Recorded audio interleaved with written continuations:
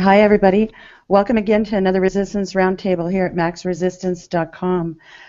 Tonight, July 8th, 2014, we are broadcasting on FPRN Radio Live on their listenlive.com and also streaming live. Tonight, we have a special guest, two special guests actually, Justin Bryant from the Ottawa Expositor, and Tatchit1009 is with us tonight. So thanks for surprising me, Tat. Hey, no problem. And Justin, I'm featuring you tonight because you've got some really important issues regarding TPP.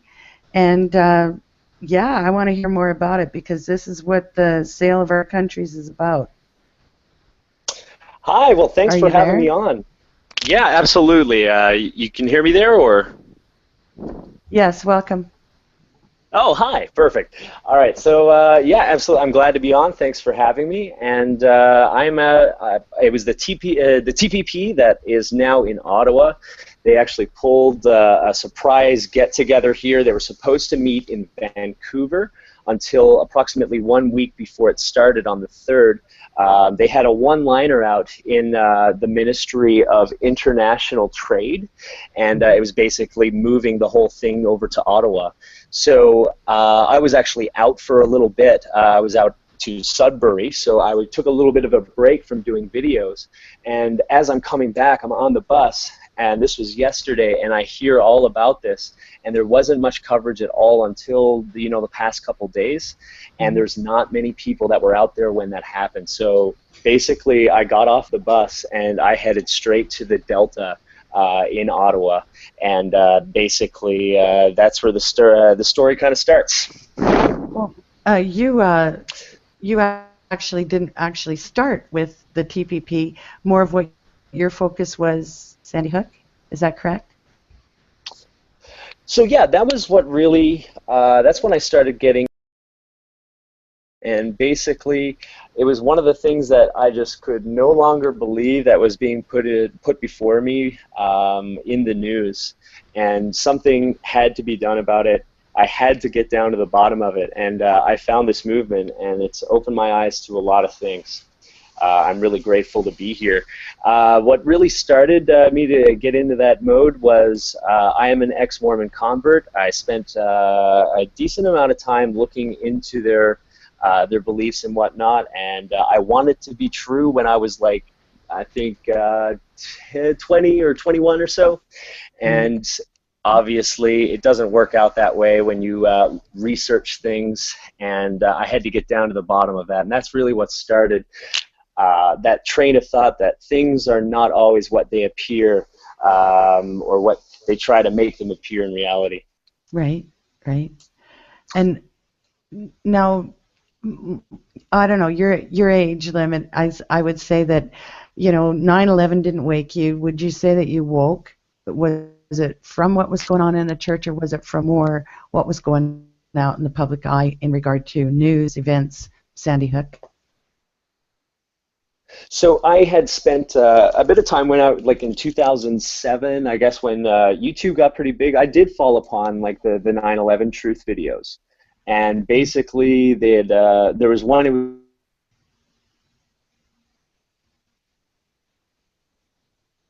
No, I think we lost him. Yeah, I think so. Oh no. Oh, he'll have to come back in. Tatut, what have you been up to? Oh, not a whole lot. I've been working a little bit on that typhoon down there in Japan. Oh, what's been The going last 3 or on? 4 days. Well, it wasn't as bad as anticipated. Kind of broke down a little bit just before we got to land. They also tracked it real well. They put a point out where it was going, and they hit it every time, and something about that's very suspicious to me, but it's just my opinion. And it looked like they hit it a couple of times, and they also had an earthquake over there.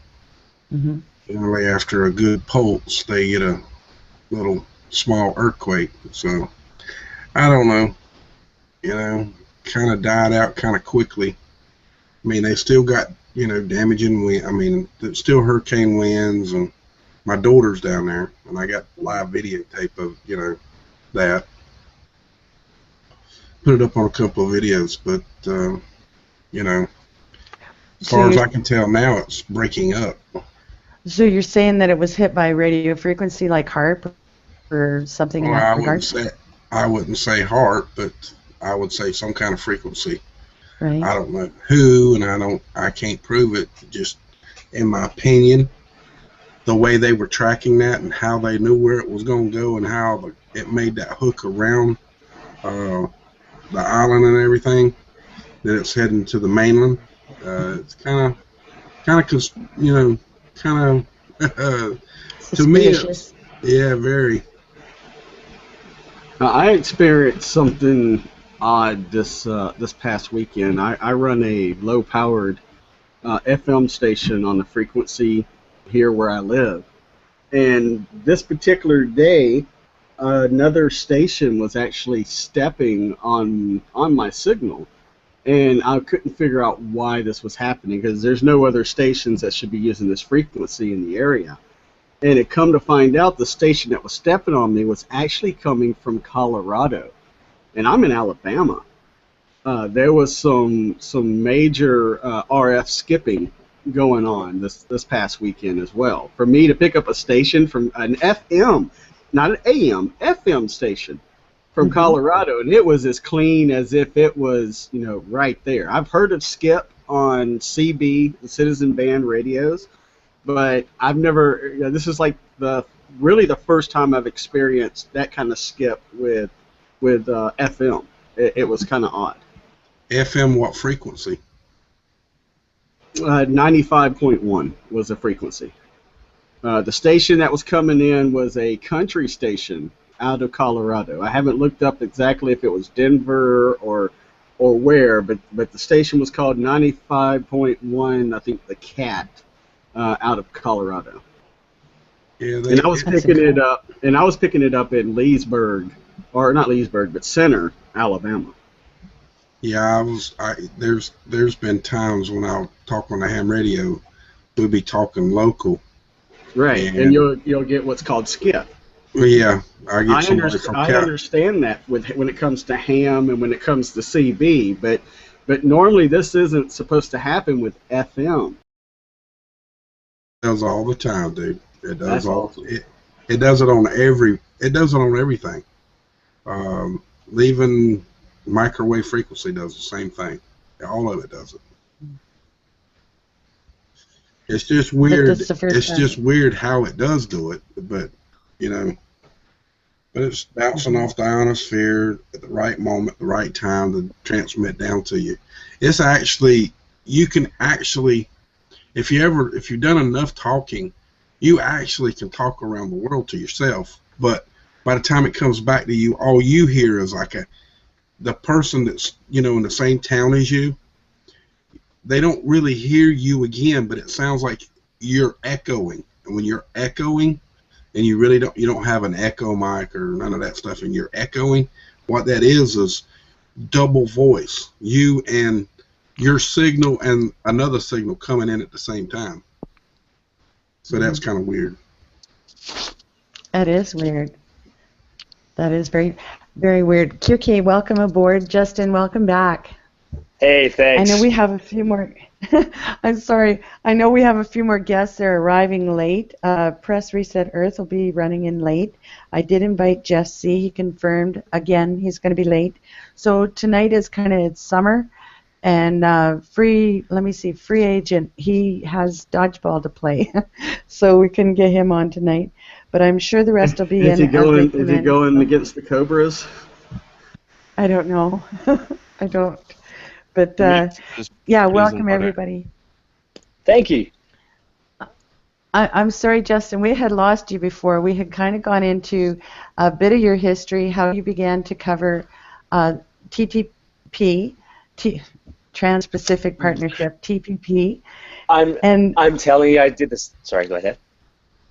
No, go ahead. Sorry, I just wanted to know about how you came to know that it was going to be in Ottawa. I was under the You betcha. understanding it was going to be in Vancouver, I believe. Right. So it was scheduled the whole time until I believe it was precisely 1 week before. There was an announcement on the website for, and it's a very long ministry name, so I just call it International Affairs, International Trade. So basically, they announced it. It was like a one-liner. They really didn't say anything except for just so that they could cover the bare minimum if they ever got called out for making it a secret. You know what I mean? Right. So the reason behind it was, I believe it was, they said it was going to save $150,000, and that's why I actually kind of took a little bit of a snap or a quick jab at them for the economic action plan that they did here. They spent millions of dollars trying to convince us that their action plan works, but basically it's just wasting the taxpayers' dollar on something that doesn't do anything, and just telling us that it works. It was unbelievable. Right. We were talking about how I got into it. I mean, I was into 9/11, some of the videos that were back as far as 2007, but I think I'm a great example of until some of these lies really affect you, whether that be financially or spiritually, whatever it is. That's what really wakes you up, and nobody else is going to be able to do that there for you. You have to be affected by it. I don't think everybody's like that, but I think I'm a shining example. So basically, from Mormonism, I got out of that. I learned the difference, and so now what I tend to focus on, now that I reflect upon it, is more media manipulation. It becomes quite obvious. As well as cult connections. So I get into all that. I am a learner. I'm not an expert on either. I still have a ways to go. But it's the journey I'm taking right now, and you learn a lot from it, as well as you get to share some important and valuable information on it. So as for the TPP, so yeah, it was under the ruse that they would save $150,000, which is absolutely nothing to this government. I mean, that's conservatism is not the conservatives' game at Right. this moment. Well, I think what the audience doesn't understand is that just for entertainment during the G8, G20 in Toronto, they spent like $1 billion, and they built a waterway pool, a man-made pool, for the attendees to speculate or contemplate over. So $150,000 is nothing. Yeah. So what they did basically, I know there were a lot of people ready to protest over the TPP in Vancouver, so them changing the venue at such short notice basically curtailed, because Ottawa is not big on protesting. Am I correct? Not only is it not big on protesting, the fact that the government is so large here, from what I've been able to gather from speaking to the residents here it's just over a year actually I've been here, but it's very clear that people have too much vested in government to really get themselves involved into organizing and speaking out against some of their actions. It's dangerous territory in Ottawa. Even if you're not in the government, it still really controls a lot of the aspects of industry here. And it's very scary to go up against them. So and another thing, I think, just because Canadian politics to the average person, as it shows in the voter turnout, is the most boring thing on the face of the planet if you don't wish to participate. It really it's so bad that it kills all interest here. It's almost like people are sick of hearing about politics here, so just getting into a whole new bag of apples is just not what they want. So it's the reason, I think it's a good reason why I was the only one down to the Delta today. And I was there all day, starting from 11 until about 4 o'clock. And I was also down to another building. Right. And I think this was actually on the National Post's Ottawa Citizen. So they put down that it was at 111 Sussex, and that's the old town hall there, and I put up a video of it. It is completely pyramid and cone, it's just the whole structure is dedicated to it. Yeah. And they were able to they did like a big cover page with that as the picture, and basically just people look at that. It's like, well, obviously anybody who knows about this stuff, they're going to associate that with something that's going down. Right. So I got up early just so that it wouldn't kill too much of my day, and sure enough, there was nobody there. Everybody there actually spoke French, which is not one of the languages that are common in any of the TPP besides Canada. So it just didn't make any sense. It was a cool building, though. It's absolutely laden with like just all the the numerology and everything. I didn't even want to get into it. I left. But I went back over to the Delta, and I started seeing. At first, it was like kind of hard to tell because I mean, there's so many different ethnicities in Ottawa that you can't just look at what the Trans-Pacific Partnership is. And I mean, it's for those who don't know. It's 12 countries. Most of them, like the four beginning ones were, I believe it's Brunei, New Zealand, Singapore, and Chile, I think. And then they are now negotiating with countries like Canada, USA to get this through. And if they go with the deal, so it's all Spanish, and you do have Japan in there, and you have there's Peru and Vietnam, but there's no French-speaking nation besides us. So there is nothing going on. But over at the TTP with the ethnicities, it was really hard to pick it out. So I actually kind of thought that I was on a wild goose chase. After going to one place to the other, I thought that the media was just kind of playing me. I mean, I didn't see anything on the on even openmedia.ca, which is the place that I heard it. There was no actual evidence that they were there. But once I started going there and I just kind of walked around the premises for about an hour or so, I started noticing some things. I mean, there was 4 groups from I had learned the night before, and I spoke about that in one of my last videos. And basically, I went in there and just kind of asked people, like, what's the rules of engagement? How far can I step or whatnot? And they were kind of playing dumb with me. And then they kind of, once I told them, yeah, I know they're here or whatnot, they wouldn't admit to it, but they took me a little bit more seriously. And they told me that there's 4 groups there because they were trying to figure out which group I was looking for some reason. So they told me there was 4. And I counted 4 different tags. And there was one set of tags that had a red band over it. I forget what the actual word is, but like it was hanging from his neck and it was red colored, as opposed to like just strings or whatnot. This was like, the kind of the Mercedes of the necklaces or whatnot. But so I started taking a look, and all these people, they were all like either they sounded speaking Spanish. I thought it was. I didn't think it sounded quite Chinese. I'm not going to say that I know one from the other, and anyone that's like close to anywhere besides what's close to me. But they didn't really seem like the Chinese that I know from being in Newfoundland, where there's only Han Chinese. There's no Malaysian. There's no Laotian. There's no nothing. Like it's just the same, So it was all these countries, and I started taking these pictures of them. Once. It seemed like once I started realizing like the red tags and I started only taking these pictures and I was able to target or whatnot, they started kind of noticing, but they tried not to acknowledge. And the body language that they suggested, it kept getting weirder and weirder to the point where they were starting to tuck their key cards like into their pocket.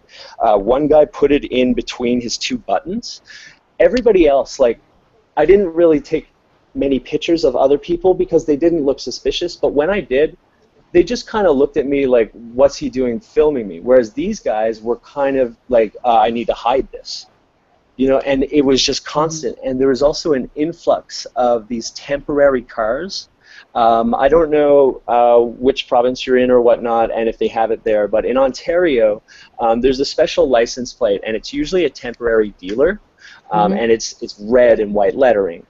Instead of just the regular white and then like blue color or whatever. So they were littered all over this area, right from the downtown core right up to where the hotel is. It's not a huge place, but it's just they were littered with them. I've never seen it like that before. And they kept pulling into this Delta hotel. And It was the first time that I've ever really taken a camera shot of people who are possibly undermining our free will, you know, like Yeah. our rights, Well, we and have they're possible. we Sorry. have. I'm sorry, I don't mean to interrupt. We have a No couple problem. questions. It's just the fact that most of our audience, or a big portion of our audience, is American, and they don't really understand the Trans-Pacific Partnership (TPP). So what I tried to explain to them in the chat is that it's selling of our commodities, it's arranging of the free trade. Also, we welcome Jeff C. You're up on this, and I just want to take a moment and say, Tattooed, I didn't mean to cut you off. I just want to grab Justin before he has to go. But uh, the Trans-Pacific Partnership is basically the free sale of Canada and the United States and the Joint Committee Commission in order to bring the Trans-Pacific Partnership together as one nation in North America. Correct? That would be pretty accurate, I would say. I mean, there are a bunch of other countries involved right now. There's 12 at the negotiating table. But if the United States, did you say that? Because I'm not in America, so sometimes there is a little bit of the paradigm shift or whatnot. So I'm just wondering, they haven't heard of TPP for the most part, because it is kind of common talk here. Right. No, I don't think that a lot of a lot of Americans are really into what the TPP is, because I think what there's, I don't even know what to do comparatively for the United States in their negotiations.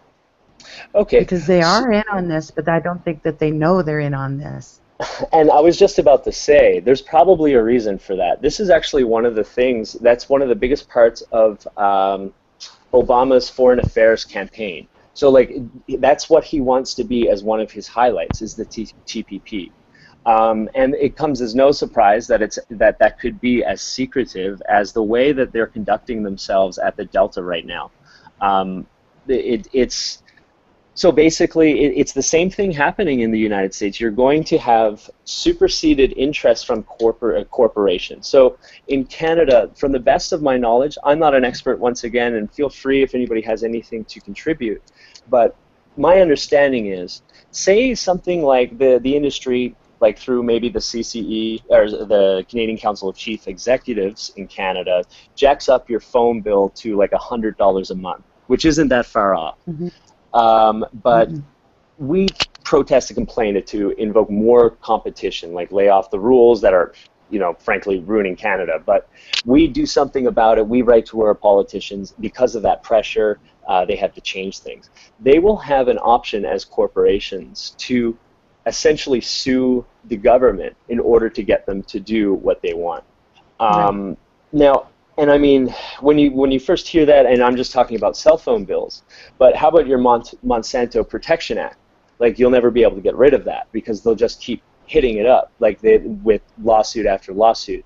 Right. There will be, like, if that's not what they're able to do through this movement, you've already let the camel's nose in the tent. They're just going to take over that right.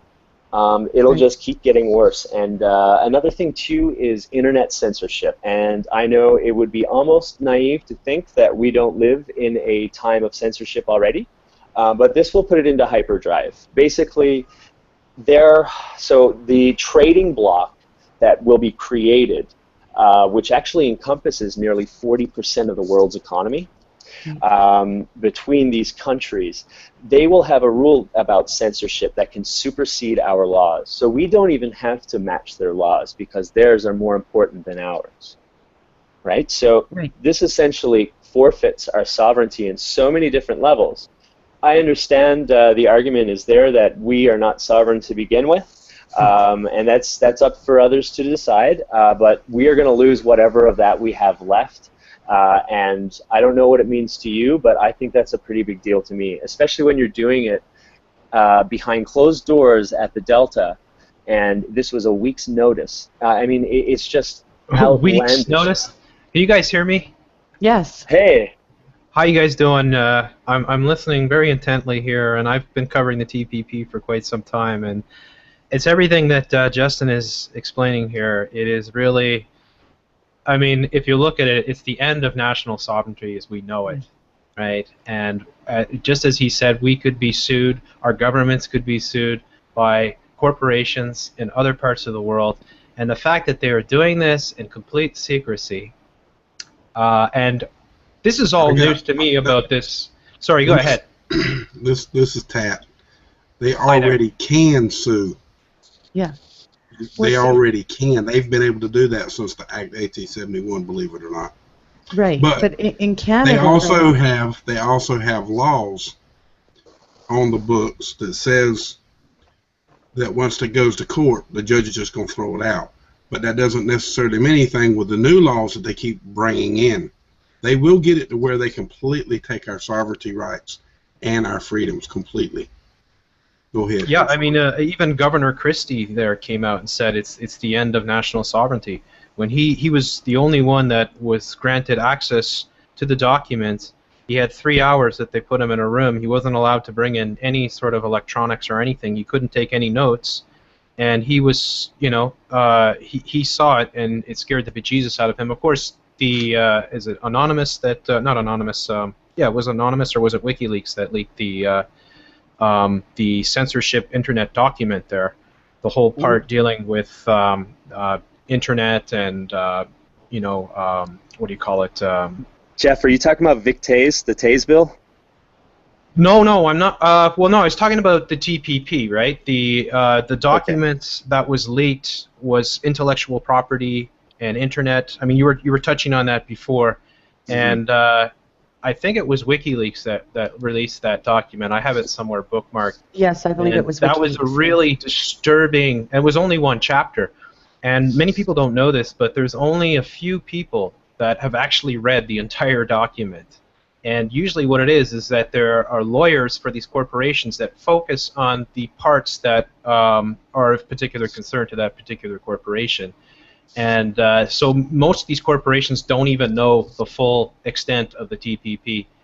So, I mean, it's very scary. The fact that they have now just switched the location, that's what I'm understanding from what Justin was saying, right? That they switched the location. It was supposed to be in Vancouver, and then they switched it to Ottawa. That's right. Yeah. Like with no notice, basically. They gave one line of notice the week before on one of the ministry's websites, and it was literally just saying that it was there, one line, that's it, so that if they ever got blamed for lying, they could say that they were covered. It was the bare minimum. There was nothing less you could say.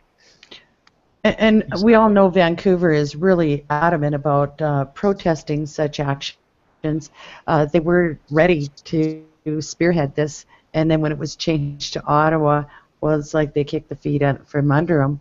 But was it still doesn't. Was there protests that were going to be organized in Vancouver for this? Do you know? Yes. My understanding. So they weren't able to. Yes. I mean, it's pretty hard to move everybody right across the country. Ottawa. That's why they do it, right? It's like the last minute, and this goes to show you. I mean, whenever the banksters get together and make out these plans, they don't want anybody else paying attention. I mean, they really and they really are backstabbing each other at the same time. That's why I say it's like most of them that are signing on to this thing haven't even read the full document or don't even have access to it, and they just have access to. Sorry? Yeah, it's much like Pelosi saying, vote it in and then you can read it. They voted it in and then you can't read it. Well, it's a fast track, right? They wanted to fast track it Yeah. through the Congress, right, and just have it there, and it's the new world order to me. It's one of the things that will usher it in, the one world government, and that's where we're heading, and that's why Justin made reference to the Council of Chief Executives here in Canada, and that group is basically rewritten all the business laws in Canada to suit their needs of the top 150 corporations that are headquartered in Canada. And these are multinational corporations. They don't give a flying fuck about Canada, really. Yeah. They don't. They're ready and willing to trade away our sovereignty in order to make their gazillions of dollars and be able to have this type of control. So it's extremely Orwellian, and this is all meant to fly deeply under the radar. They do not. That's why, are any of the major media in Canada covering this event? Like Not really. the way they should be? No. Well, like I was saying before, what I've seen, it's not on TV like at all. But Ottawa Citizen covered it. It was I'm from Newfoundland. There's this one radio station that has an internet website. They're notorious for giving you a one-paragraph news page, and that's Mhm. basically what they did. And they showed you the. Have you been to the old City Hall in Ottawa? It's basically Yeah. got like two pyramid pillars and then one big cone pyramid. Yes. I was in the Grenadier Guards, so I used to go by it quite a bit. Oh, get out of here! Cool. Yeah. So basically, so they put that picture in front, but I was there until about 10:30 this morning, and there was nobody there except for people speaking French. So I would have expected a lot more languages than that. So I was like, I think I'm being duped by the Ottawa Citizen. Why did I believe a National Post output? So but I made my way back to the Delta, and they are definitely trying to hide it from within. They're not very good at it because there's only one exit that you can go out to smoke and go out for lunch. So I can basically just stand in the side, like the sidewalk or whatnot, and just take pictures of them. And after a while, I started to notice, because I was kind of like nervous and stuff. This is the first time I ever did this, and like some of these people are like shaping the world. Some of these people could be like multi-billionaires. I don't know. And you're just looking at them, and they're so. Everybody else that was coming out of there with a certain colored tag or whatever, they were normal. Like if you pointed your camera at them, which I didn't do much of because you could tell the difference, but when you did, they just looked at you like you're an idiot. Like that you were just like just an inconvenience to them, and they would like kind of be like, hey, what's up, But everybody else in these red tags, I call them, and I overkill it in the video that I'm just about to release. But basically, everybody has these tags. They all fit the description. The languages that I heard were very, very, like, it's the same country. It was like Spanish.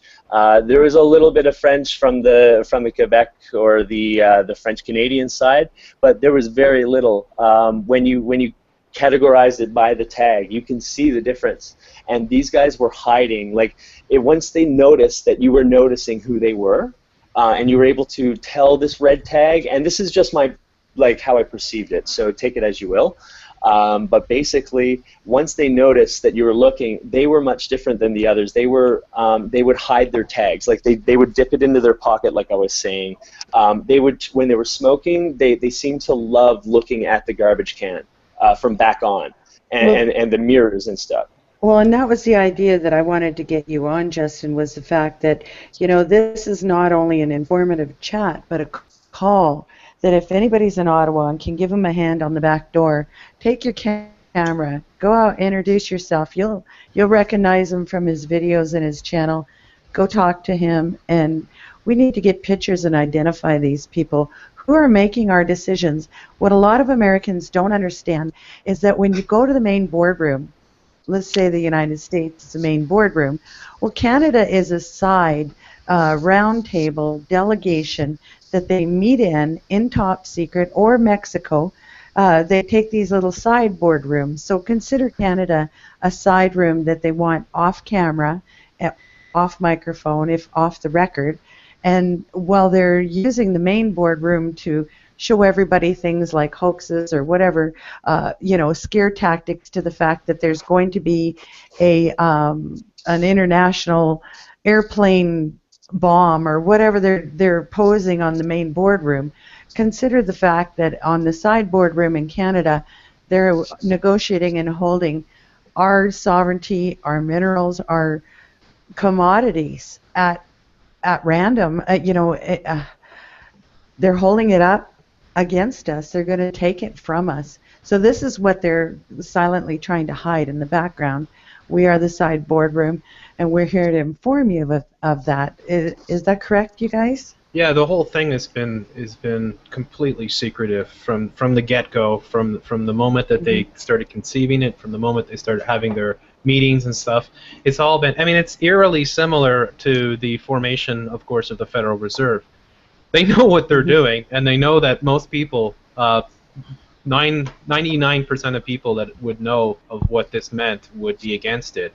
So, that's one of the reasons why they've gone through such incredible lengths to prevent the Americans from knowing, most Americans. And as I said, Governor Christie was the only one, and he came out and he put out a video saying this thing will destroy the United States.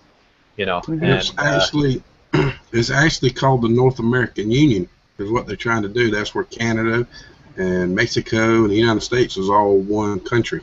Yep, So and that it's tied kinda- into the and that also tied into the what they were calling, I think, the international superhighway, which was going to run from Panama all the way up through Texas, and this is why they were buying up all that land, and all those Texans were fighting over it. This is all a part of that's been going on since 2000. Yeah, exactly. All the illegal immigration that's happening in the States there from Mexico, it's all part of a plan. I mean, they know what they're doing, right? And they want to divide us up and conquer us, plain and simple. Yeah, and once you hit the border here in Canada, I'm living on the Mexican corridor, is what it's called, once it hits the Canadian border. Mexican corridor. And I found that in a local newspaper, and it was like, what? I just couldn't believe I never found the name before. Yeah. So, one of the bigger things that we should all keep in mind that's going to affect every one of us that's on this call is the regulations on the internet that are going to be coming. Mhm. As far as Oh, yeah. copyright applications and the strikes that they'll be giving you. I mean, I doubt we'll even get accounts online. They'll suspend all of our accounts. Well, Have you went through your accounts? Have you noticed your subscribers disappeared? Yeah, Mhm. You know a lot why? of them. A lot Yeah. of all of those has been deleted, and they're going through and deleting all of their accounts. They're Off of doing your crazy stuff already. I mean, Google is, oh my God, they're all on board, right? And they've been doing crazy stuff to a lot of people, including myself. So it's you know, this is all connected. They don't want this information going out. That is why it's one of these things. I mean, I'm sure, Justin, if you were going around just talking to people on you know, downtown Ottawa, most people would have no idea. I mean, They had no clue. No They clue had no whatsoever. clue. And when you think of I mean, like, if we go back into history, when they had the free trade agreement, it was like during the Mulroney era, that was a big deal, right? People were aware of that and the implications of that. We're still living in the shadow of that deal, basically, which, you know, completely changed the whole, you know, landscape of Canada. And, you know, this thing is going to be even bigger, and it's just one of a few that are coming through. I mean, they've got the TTIP as well, and there's one with Europe and Canada, United States, and they're all very similar. They're all with, you know, this ability for corporations to supersede and governments and be able to, you know, carry out whatever sort of plans that they have. I mean, to me, it's the New World Order, you know. This is how it's happening. This is how they're going to bring it in. Mhm. I'll say this. I want to say this one thing. It's not really, they calling it the New World Order, but it's not. It's democracy. It's what everybody thinks they want is scream democracy. Democracy is the New World Order. Straight up. Yeah. That way they can control you and get rid of you at any time. All they got to do is vote 51% and you're gone. Sure, democracy is a mob rule. Yeah, there's no negotiating. It's mob rule. It's what the consensus is, and regardless, if that's what the mob rules, then that's what'll happen. You know, it's interesting. I was watching a video that the producer of FPRN sent me called "Under the Dome," and you know, the sheriff is standing up and he's saying to people, well, you know, there's a criminal on the loose, and all the people are going, well, save us, you know, search our homes. And the sheriff goes, I'm not going to stand for this. This is unconstitutional. But the delegate or the town councilor said, no, the people are saying, so we'll give them what they want. So be careful what you ask for. Mm-hmm. And you know what they're showing you in that little Under the Dome TV series is what's happening to us. But we don't have no dome over us. The only thing we got over us is our ignorance, not knowing the laws. Well, we have a Well, that's what they surveillance keep us. dome over. I mean, they want everybody focused on the things that are really the non-stories, so that they can carry out. I mean, that's the whole thing about the TPP. The reason why everyone should be paying attention to it is because the corporate media is not covering it, right? Like Exactly.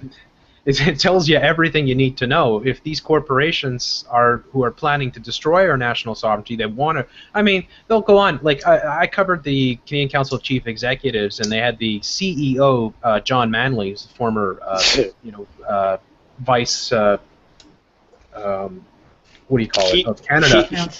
Chancellor. Prime Minister.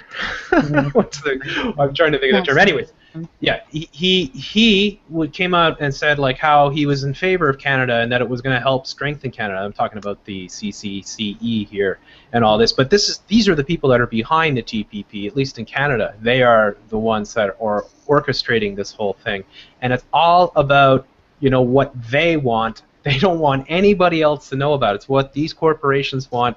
They have their lawyers, that's what they employ, these lawyers. They pay them millions to create these documents that will ensure that they have control over the future of our countries, which will just be divided up. We'll just be a borough, it's the United States will be carved up into portions, and that's going to be the reality, and we're going to watch it happen, unfortunately, unless we start to wake up enough people to stand up and go against it. But I mean, look at the control that they have. Look at the power that they already have. I mean, who's going to stand up to these banks? How are we ever going to, On the 5th and the 6th of July, that was my intention, is to wake people up to the act, or the fact, not the act, but the fact that we are a corporation. The whole United States needs to know that. That's the only way we're going to get anywhere, until people realize that you're born a corporation to start with. That's right. The day you're born, you're a corporation. Well, you already have a straw man the day you're born. As soon as your parent signs that birth certificate, you're a corp. You're just a straw man. In Canada, our SIN number, it's what binds us to that. So basically, it just enables the Admiralty law. I'm not 100% sure in America. I'm pretty sure it's the same thing in most states. They have a bar that you have to walk past to get to the stand. That's actually to represent Admiralty law, like almost entering a boat is actually what it's meant to do. So once you enter into that legal system, you are no longer representing your body. You're representing your legal strawman entity. So nobody knows that. You incorporate yourself with that once you get your social security, or in Canada, social insurance number.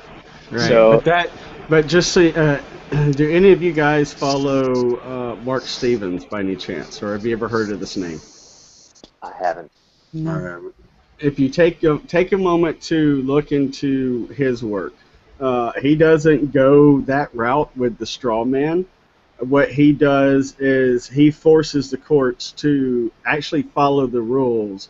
So he's basically challenging jurisdiction. But yes, all of this stuff is true, but the court has to prove also that it's true before they can continue to prosecute, etc. But it's still the point that the layman doesn't know this, and I understand that as well. You step into the flag with the fringe on it, you are now in an Admiralty court. It's sad that this is all so hidden from the public that you don't know what you're stepping into.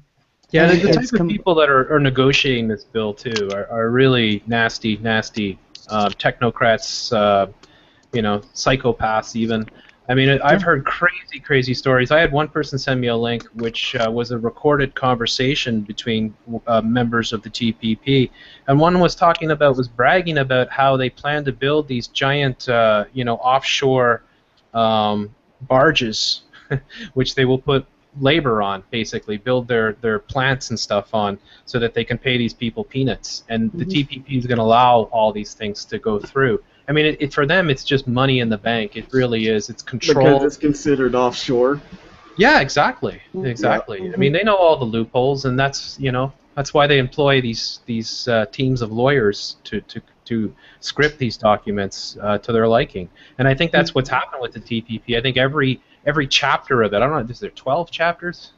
I'm not sure how many they are. We only got one that was leaked that I know of so far. I mean, I mean, that one was just mind-blowing, right? Which was the intellectual property in the internet sort of thing, right? That was WikiLeaks. In fact, I do have the link for that, so I can put that for you guys. I'm sure you've already seen it.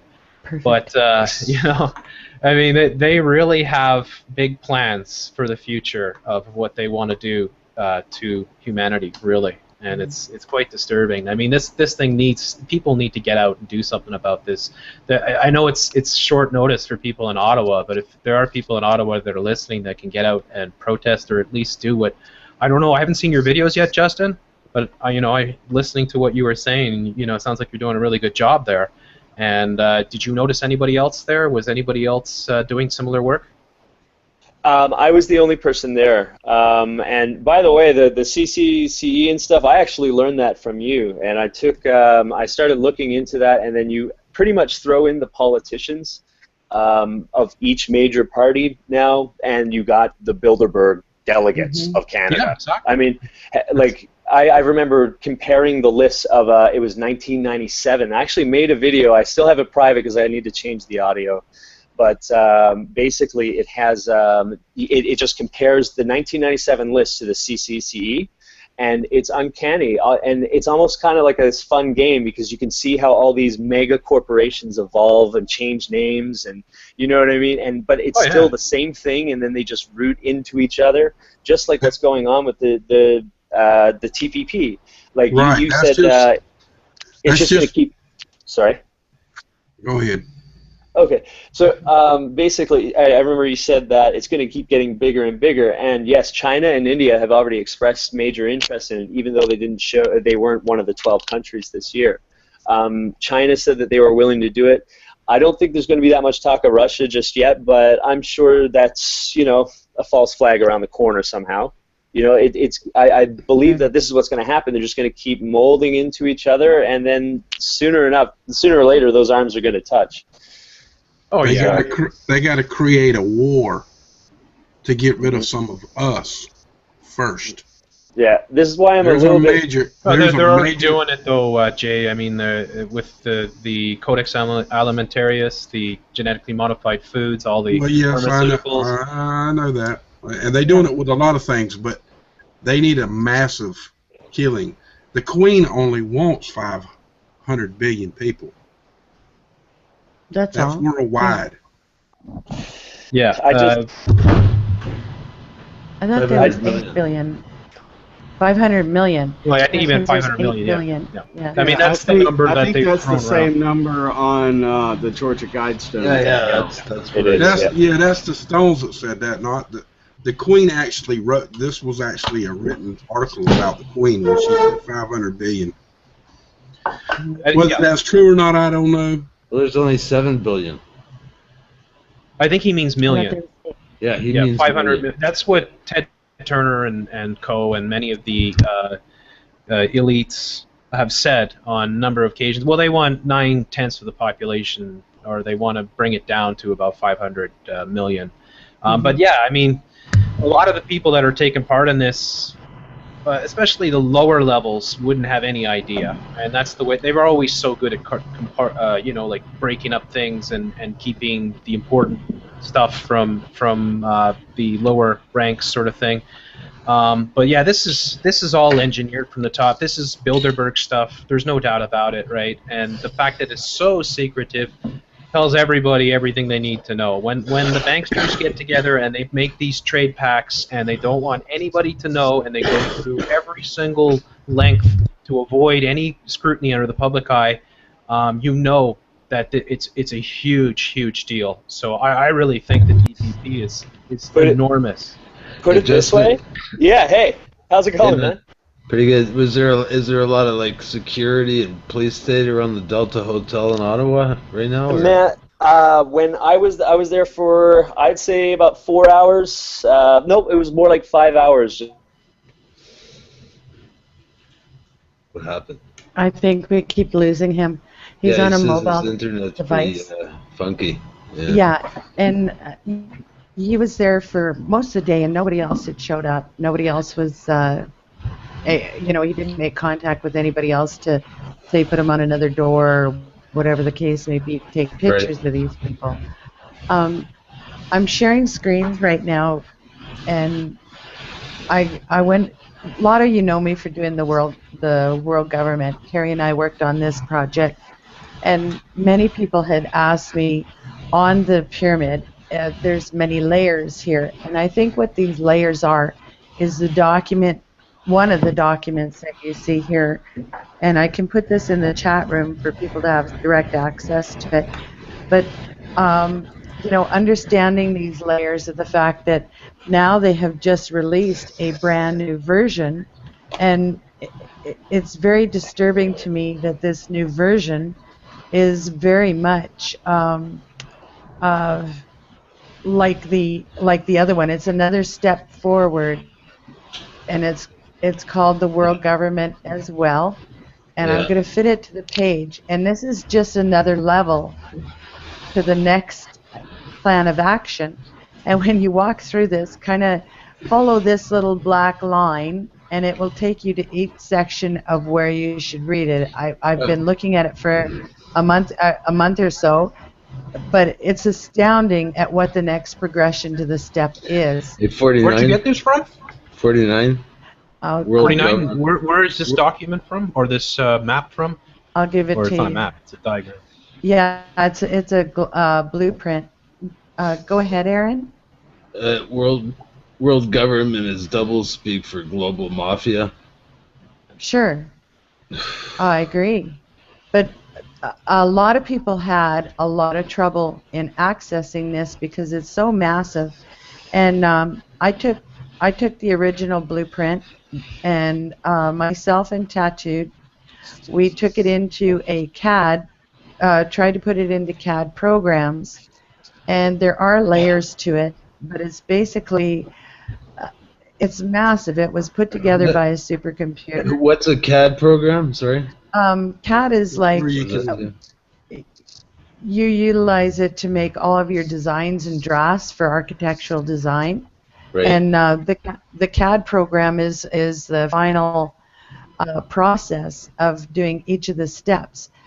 And what's on here, this thing is so massive that it's every single faction except from the blueprint originally, they had the basis of the foundation basis of the clubs, those who were the financiers, the families who were involved.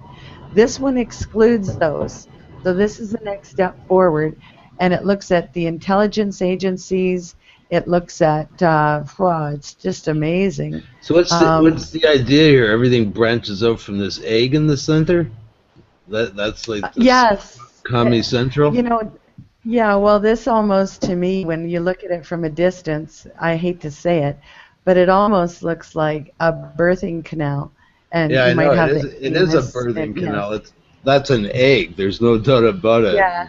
It's got a crack there, and that's the blue. That's probably the slime that's in What? the queen. I have a question. I Yeah. want to know where this document came from. I mean, is it? Okay, it was originally put out that this was a project by a university student project, just to kind of map organizations and that. But what we found is it's much, much deeper than that. It's not a university project. It's not some young guys sitting in their basement deciding to do this. Yeah. This- It's like the Illuminati card game. This. Sure, but this, looking at that, with it being small right now, and I've seen it before, 249. You sent it to me. But looking at it, the yellow one, oh yes, okay. that looks like a damn. It looks like a friggin' vagina with a clitoris on it. Mm-hmm. Yeah, it does. Yeah, It that's- looks like a birthing canal. Yeah, and this is the entities that come out Is of there it. is there a clearer document? Oh, I'm making it hard. It's oh yeah, you hard can to go see right the in. writing. Oh, here, you have to go in on it. Yeah. This Yeah, will when crash a you're lot of there, systems. Jeff, it's super high res, so you can really zoom into just about anything. Yeah, just give it a minute. It's just going to take a moment because I got a really good computer, but it takes a moment or two for it to clear. But it It is has to so, render. yeah, it is so detailed and so specific. It's astounding. I It's did like a Yeah, put whole the link when in. you sent me the blue one, I said, "Holy crap, it's taking forever to load." Yeah, some And I machines got can't load it. I'll my drop big one in this. there can. That's one right here can. Yeah, I'll drop this into the chat room. If anybody wants to take a look at it, you might crash. It's nothing nefarious within this document. It is just a PDF file. Here it is. It's cleared up. We go into the norms and standards, which are the financial group. From here, you want to follow this line, this one here, go down with it, and then it goes into foods and commodities, pharmaceuticals that are attached to the foods and commodities. So you'll get chemical and pharmaceutical Codex right off of Alimentarius. your, that's right, right off Wow. of your agricultural and food government, World Food Government. This is everybody who is involved in these organizations. You'll get all of your major corporations. These are the wallets.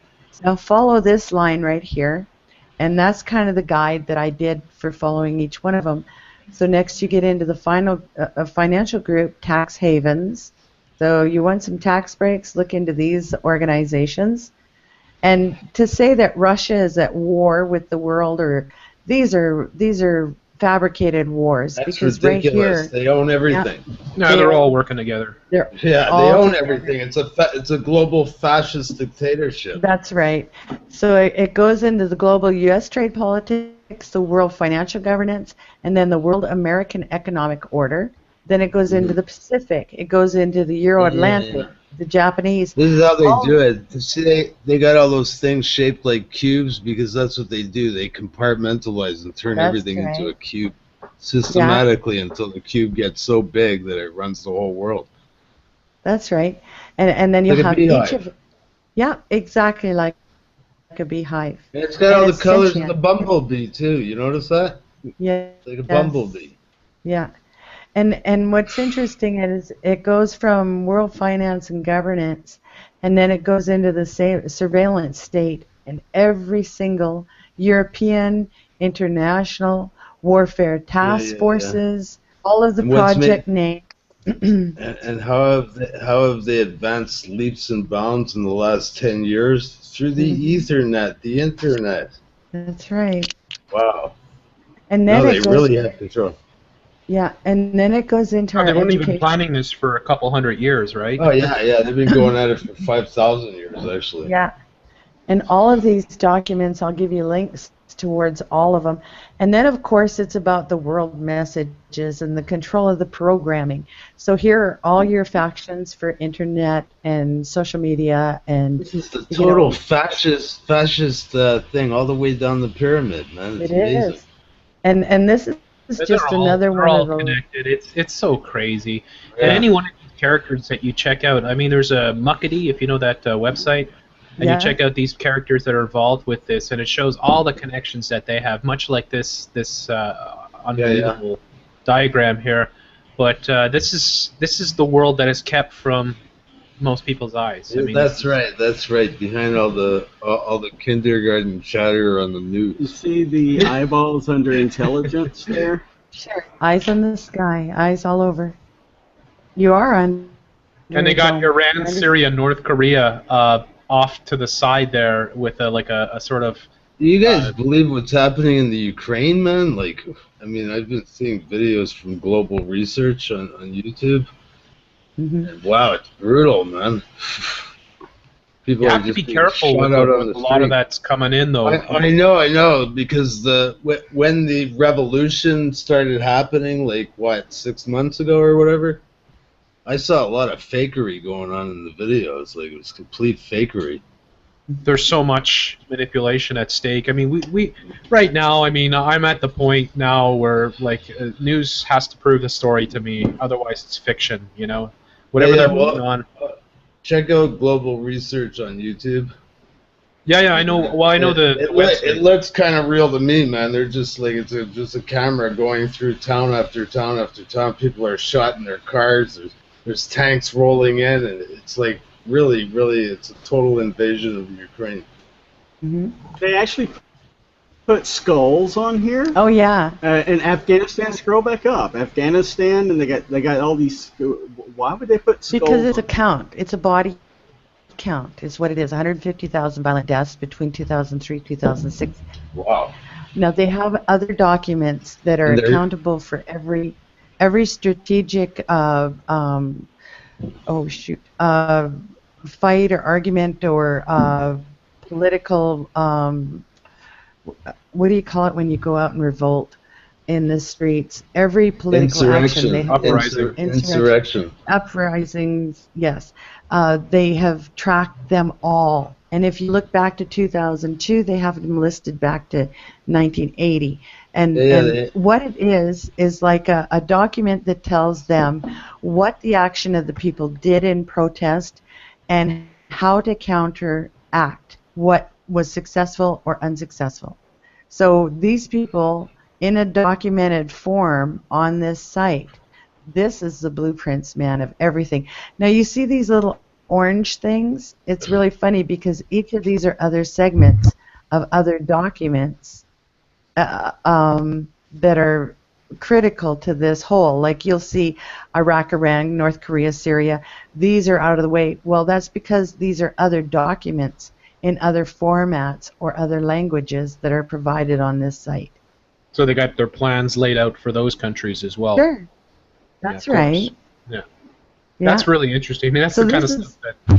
If you try to have a country that wants to do things outside of the New World Order now, you're just like, you're completely attacked. You're demonized as Hitler throughout the world media, and you're done. See, and well, the only this country one, I can see right now that is actually stepping outside the New World Order seems to be Iceland. You know, reforming their banking system, you know, making their own servers, protecting their internet, doing all these things that would counteract exactly what the New World Order is up to. So there's not too many. Norway's another country that's refused to join the EU, but you know, it's few and far between where countries have not signed on board, and we're all run by the same psychos, basically. So I mean, that's why the world looks. That's why you have Ninja Turtle cops everywhere you go in this world, and they're all dressed like the Black Sun Police. Yeah. Yeah, well, they want people to fear authority all the time. Yeah, they're God. See, Shine a flashlight.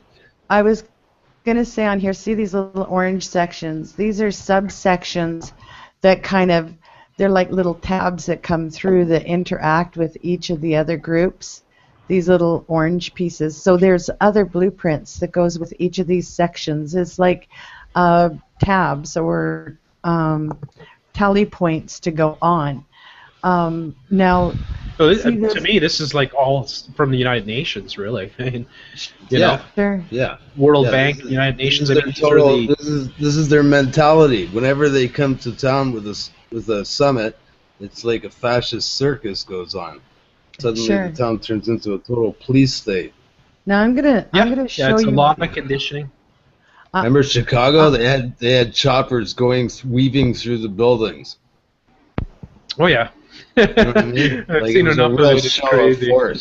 Can I interrupt you guys for a second? Tattoo, could you move your mouse pointer to the left-hand side of the Hangout and click that little icon that says capture and turn that capture app off? It appears to keep kicking Justin out because that's on. Thank you, sir. Go ahead, guys. Another thing I wanted to show you was that this came out in 2005. The other one that I showed you just came out. When Terry and I first looked at this and she brought my attention to it, this site had only had about 1,000 visitors. Well, it went crazy after we did the videos promoting this New World Order blueprint. And the count on this site is crazy, but the point is that now they've released the next portion, which is this. And I have another one I have to show you if I can get it to load. But it's to do with the surveillance and the duality. You know how we see a lot of MK Ultra, and I have to close this. It's gonna too many of these. Go ahead and chat for a minute, and I'll load this for you. Okay? Sorry, I have to stop. How you doing, Tat? Tat? Yeah. How you doing, man? Doing pretty good, buddy. Been a long time no hear. Yeah, been a while. Yeah. Where you been? Oh, around, you know, up and down. All over the place. You ain't supposed to be slipping and sliding around too much, man. You know how that goes. Yeah. I try to stay put, but I just slip away. No way. I'm going to show you another blueprint. Now, this one just came out not even a week ago. And it's, get this now, you guys, it's called the 8th Sphere, okay? And I'm going to download the English one and show you this. It's going to blow your minds. This one of the 8th Sphere, excuse me, it deals a lot with the duality of perception, like yourselves on the internet. We're all here together in a virtual realm. Where's Into the Stars, number 8. Oh, I don't see it. I don't see it yet. Hang on, it's loading. It's loading. It's called the 8th what? The 8th Sphere. Yeah, the 8th and it's Sphere. A software, there's your 8 right there. Mm-hmm. It's a software operating system that and it's all in 3D. And it's about it's halfway here. Hang on. It's big. I'm going to fit it to the page so you can see it overall. Okay, so it talks about the voodoo processor, the ocean of the senior. Oh, it's just crazy stuff. But this skull thing over here, it's like the London Olympics. And but this is a dead electronic space. Here again, we look like it's like a birthing canal, correct? Yeah, exactly. Ovaries and everything. It's a total pussy. It looks to me. It actually looks like a sine wave. Yeah. Yeah. Well, it's that too, for sure. Yes, it does. And but they've doubled it, as above, so below. That's right. Like, that's correct. A reflecting pool. Yes, exactly. Everything on this has to do with duality, and I'm going to show you. This is quite interesting. I'll bring it in. Here's IBM Intel. You have a baby that's plugged in. This looks like a chihuahua, but it's a lamb. Now you see the woman's face. She looks kind and gentle, but on the inside, this is how wait a second. Is that the same lady we're looking at? Yeah, really. It looks like a skull to me. Well, no. If you look, I've had a couple of girlfriends like her. Right, but if you look at the shading here, you guys, it looks like just a regular woman, right? But on the inside, this is the evil. Here, it's clearing up now. These are big, big files. There's something with the brain too. Hey, what's the? Yes. Yeah, the yes, brain. These are like radio towers. The brain's a spiral or something. Mm-hmm. And they've got the baby hooked up to an IBM zoom into thing. the brain? Yeah. I mean, that's what they want to do. I mean, they want us all hooked up to the Matrix, basically. Yeah. I think in many ways, this Amber Alert thing that's happening is just another hoax. Yeah. You guys have been hearing it. I mean, it's just a precursor to bring in the microchips, which they're going to do real soon if they're not already doing it. Soul Incorporated. Thinking, feeling, willing. Input. Yeah, so you're getting, sleep. Yeah, you get the deviance of rock and roll or sexual whatever, and it kind of brings the demons out on you. Psychochips, electro sleep. These are all the. Now this goes into the material interfaces of what components that they want to interject into our world, into ourselves. So it's quite interesting. I hope you guys will take a look at this because it's everything to do with duality, and it's everything to do with mind control, as well as electronics, transhumanism? like Nicholson. Yes. Of course. Because, I've noticed the transhumanism entering into the, of course, the television and the commercials, and, they're pushing it. They want people to want it. Yeah, So yeah. it's all Oh part yeah, of a plan. it's People a dream. people are It's a crying dream for for it. people to be able to just think and talk with their best friend across the street, and Yeah. their best Yeah. friend be able to hear it, and nobody else they think can hear it, but yet the whole world Yeah. will be able to hear it because we'll be able to hack into it and Yeah. listen. And you notice it's in your clothes, it's in your food, it's in your money, it's in you, it's in every device around the world. But here's something I thought you guys would find really interesting. I was looking at this, and I thought here, one man becomes two men, which projects off into other personalities once they have the interface. Now, what does this tell you about one man turns into all of these? Is this not the whole troll mindset of one guy can be like 1,000 trolls online? Yeah, exactly. Yeah. It's really Re- weird. Absolutely. Or they're just saying everybody's going to be hooked up and connected in a zombie. I mean, but yeah, you're right. I mean that's the nature of. You understand why they're putting different shades of pink? That represents consciousness. That color. Sure. It's like if you get to violet, purple, and all that, then you're in the seventh heaven. A voodoo processor. Yeah. We have voodoo processors now. But I really thought you guys would find this site interesting and amazing. Now, something else I wanted to discuss is there's a couple other maps and that are very interesting. But today's headlines, I didn't know if you guys noticed, but this is something else that they're trying to put into the mindset. This was the headline of the article that we put out today. The Telegraph put out that pedophilia is a natural and I heard normal this for before. males. Yeah. Yeah, it's astounding. You know, you've accepted every other gambit of what they presented to you. Exactly. Why not They're actually accept pushing rid- pedophilia now. You Oh, yeah, Yes, they are. Yeah, pretty Yes, soon if they you're are. Well, because they are pedophiles. Oh, wow. Yeah. So if you get I mean, for convicted them- pedophile in the future, you get promoted to the government. Like you get to work. As, you're perfect. yeah. You know, in Yeah. many ways. Oh, in fact, Obama might give you some sugar. Yeah, in many ways, that's the characters that they look for because they know that those are the people that they can control. And that, like that Jimmy Savile guy, whenever they need someone to take a fall, right, they've got them by the balls because they've got their whole history. So they let these people into the fold, they put them in high, they're fucking exposed and terminated sort of thing. But, yeah, I mean, that's the elite, the Satan. I mean, if you talk about Satanism, they love pedophilia. That's one of their Exactly. highs. Yes. Anything having to do with destroying the virtue of a child. Yeah, Yeah, that gives them power. It's unbelievable. Hi, So Press it's- Reset.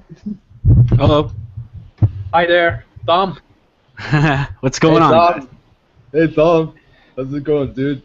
It's going good, man. How you guys doing? Good. We're all We're- good. We Good. We're all Just- good, we and were we're just- dealing with the New World Order, so Yeah. you have to have a laugh with it. You know, it's fucking crazy. Well, Yeah. Terry did an amazing article today on this pedophilia and the acceptance of it and what has led up to it, the history of it. And yeah, it's pretty amazing that the MSN headlines are pushing that pedophilia should be considered the norm and that they should be considered the minority. Oh yeah. No, it's you showed me that article up north, in a little private chat we had, and man, I gotta tell you, that is some sicko stuff. Some like doggy eating chocolate, sick puppy kind of stuff. Well, It's I had just- to read it several times to actually think about, am I really reading what I think I'm reading? Yeah, I didn't even believe that I was reading it. They're Did literally. this originate out of the UK, obviously? All right. Yeah, Of course. Okay. It's a And telegram. remember the story not too long ago that they were burning the fetuses, right, to like heat some Yeah, hospital the or Queen's something like House, that. the hospital. Yeah. I mean, that's the type of people we're dealing with, right? I mean, they really. Yeah, and the It's worst really part is unbelievable. that article, the Telegraph, actually. So it was in regards to a conference that was held at the University of Cambridge that basically was saying how pedophilia is normal and blah blah blah. Then at the end of the article, the author actually has the audacity, Oh, yeah. I can't even believe it, to actually say, well, maybe in the future this is where it's going. You know, maybe we should be more accepting of pedophiles, and you know, maybe as it's almost like how the homosexual culture is permeated into, you know, pop culture now. Like now pedophiles is next, and bestiality and that kind of stuff. I mean, come on. I mean, It's like a Lil Wayne video. yeah. I mean, they're doing this to the kids. They're sexualizing them at what Oh my age? God. I don't know. I don't watch the kids' shows, The but music video, even the teenagers, the music videos are incredibly satanic. Like totally everything having to do with an attack against Jesus, like to kill him. Yeah. oh yeah, I was watching the. Oh, sorry, guys. Do you mind if I try? Yeah, go ahead. Oh, man, go ahead. It's good to be back. Is that Jeff? Yeah, hi. So I was Sticking actually, it out. I was with my family that's in Sudbury. It's just extended family, and one of them's like my 12 or 13-year-old niece, and the Family Channel was on every now and then, and I'm telling you, like it's just lightning bolts, Saturn, like everything. It's just like all the stuff. It's just in kiddie form and packaged, and it's usually like in the backdrop or like etched into some colorful background. Yeah. Magic. It's crazy. Nothing new though, eh? It's. I mean, if we look at No, Disney, no. they've been doing it all along. You know, like Yeah, putting for in their sure, penis, yeah. vagina Of course, up. they get you while you're young. That's the whole deal with them. Exactly. Yeah. I mean, it's a sick elite that run this world, and there just seems to be, no end to the. Yeah. And now every kid's got like an iPod. They demand it. They want to play games on it constantly. They're addicted to it. They won't go out. They just and Perfect control, though, eh? It's that's what it is. I mean, everybody's controlled. I think the adults are almost easier to control in many ways. I mean, if you walk around Montreal, I'm sure, Aaron, you see it every day. People fucking walking the poles and trip on sidewalks because they're looking at their stupid phone. Yeah. It's true. I know. I could do a whole video about that. You go on the train, you take the train, it's like nobody's talking. It's like you go into a whole car, there'd be 100, 300 people maybe in and nobody's talking. Everybody's looking at their thing. It's like 10 years ago or 20 years ago, everybody was talking, and it's like, well, look at it now. I know it's changed so much. It's horrible. Oh, I thought this whole article was here. Yeah, but if you click on the Telegraph of it, yeah, you'll see that. Excuse me, I got a bit of a cold. Air conditioning and heat. You'll see the whole article. I mean, go through it, read it. I was stunned. I was just stunned. If you got a cold, make sure you use your On Guard. Mm-hmm. No, I was stunned as well when you showed me that. It's beyond comprehension that they're blatantly in your face saying this now, and I never thought it would get to this point. I remember a few years ago when I first started waking up to this stuff, I was like, well, are they really going to start putting it in our faces and trying to make everybody a bunch of pedophiles and bestiality, horse, Yes. Well, The answer is yes. Yeah, this whole article goes into the fact that we're misunderstanding these people, and that we know that their experiences are often loving and tender ones, and They've even got a whole TV series about people who have strange fetishes, and one of those was a man who was in love with his car. Yeah. And he Yes, I saw actually that. claims that he would make love to his car. Yeah, I saw that. That was on some reality show, right? Yeah, she picket fences or something. Or Yeah, It, and you know it what else? was. That's what the show was. They have that movie out now. It just came out. It's called Her, and it's about this guy. He's played by a really famous actor. He played in Signs and a few other films. I think he played Johnny Cash in Walk the Line. Phoenix. Walking Phoenix. Lee Phoenix. Hairlip. Well, he plays a guy in this film called Her, who falls in love with his smartphone, And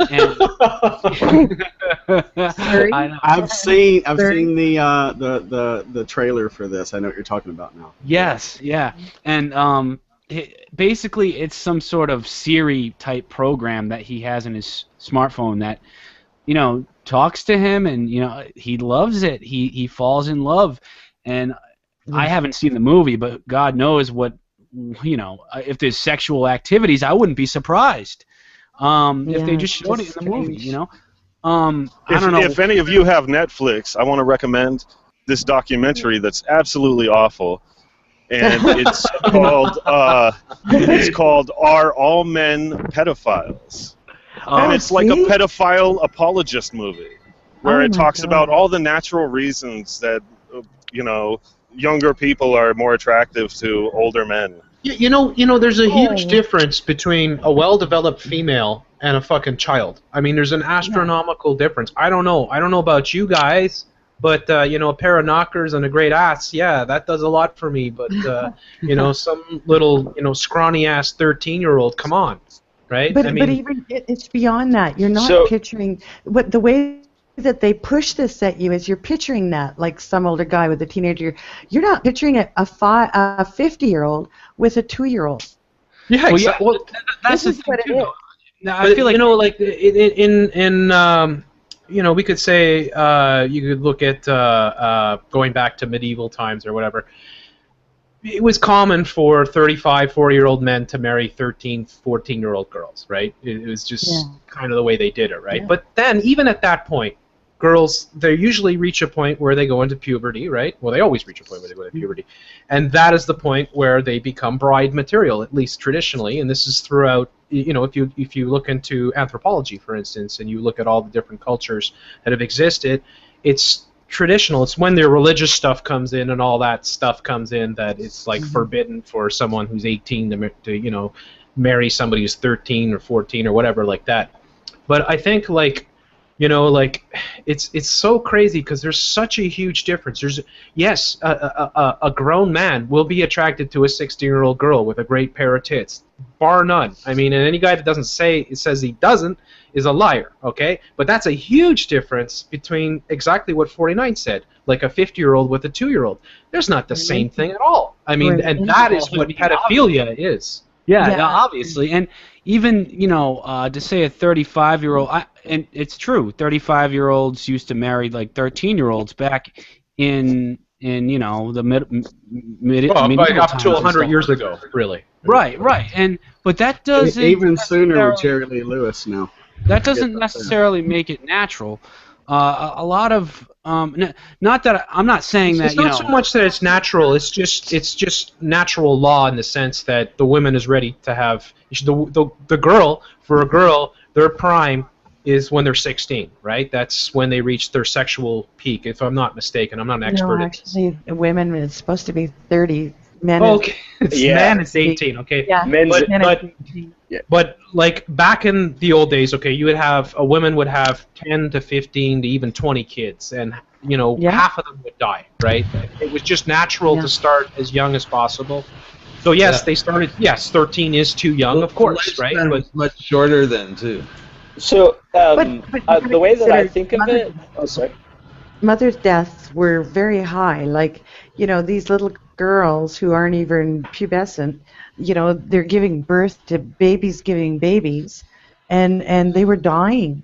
I mean, we should be intellectually advanced enough to know this is not a healthy situation for any child, and a child is till the age of consent of 18. But they're sure trying to lower this consent. I don't think, like, for child, just to cut in there, I don't think it's the same. I think adolescence and child are different.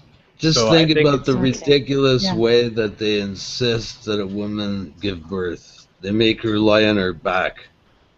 they paralyze her spine with some fluid. But the fact that they're putting out these articles, like that they're saying that the average guy is a pedophile, that is so insulting and so fucking wrong. It's so stupid. It's so incredible. It's like it's an insult to what men are. right? Yes, we're horny guys. We love tits and ass, right? We're programmed to be that way. We're programmed to try to have a sex with as many women as possible because that's how the human civilization or the human species was able to survive things like the Ice Age, for instance, right? We barely made it by. If it weren't for those horny guys, we wouldn't be talking right now. Okay? So like with me, like I think it comes down to biologically. I mean, when they hit their puberty and like they start releasing things like pheromones and all that stuff, we get that, and it's the freshest of it. It's the most fertile. So biologically, yes, there's an attraction there, but if you're a moral person, and I think it's an accepted morality that it should be of two consenting adults, like people who are able, you know what I mean? And I'm not sure, because I'm usually like all about this. I think I thought it was like a radical feminism, but in fact I didn't get that. I got more like it was trying to muddy the waters of morality itself, as opposed to just what we have to take into consideration is the whole women's liberation and suffragette and all that, and women equality.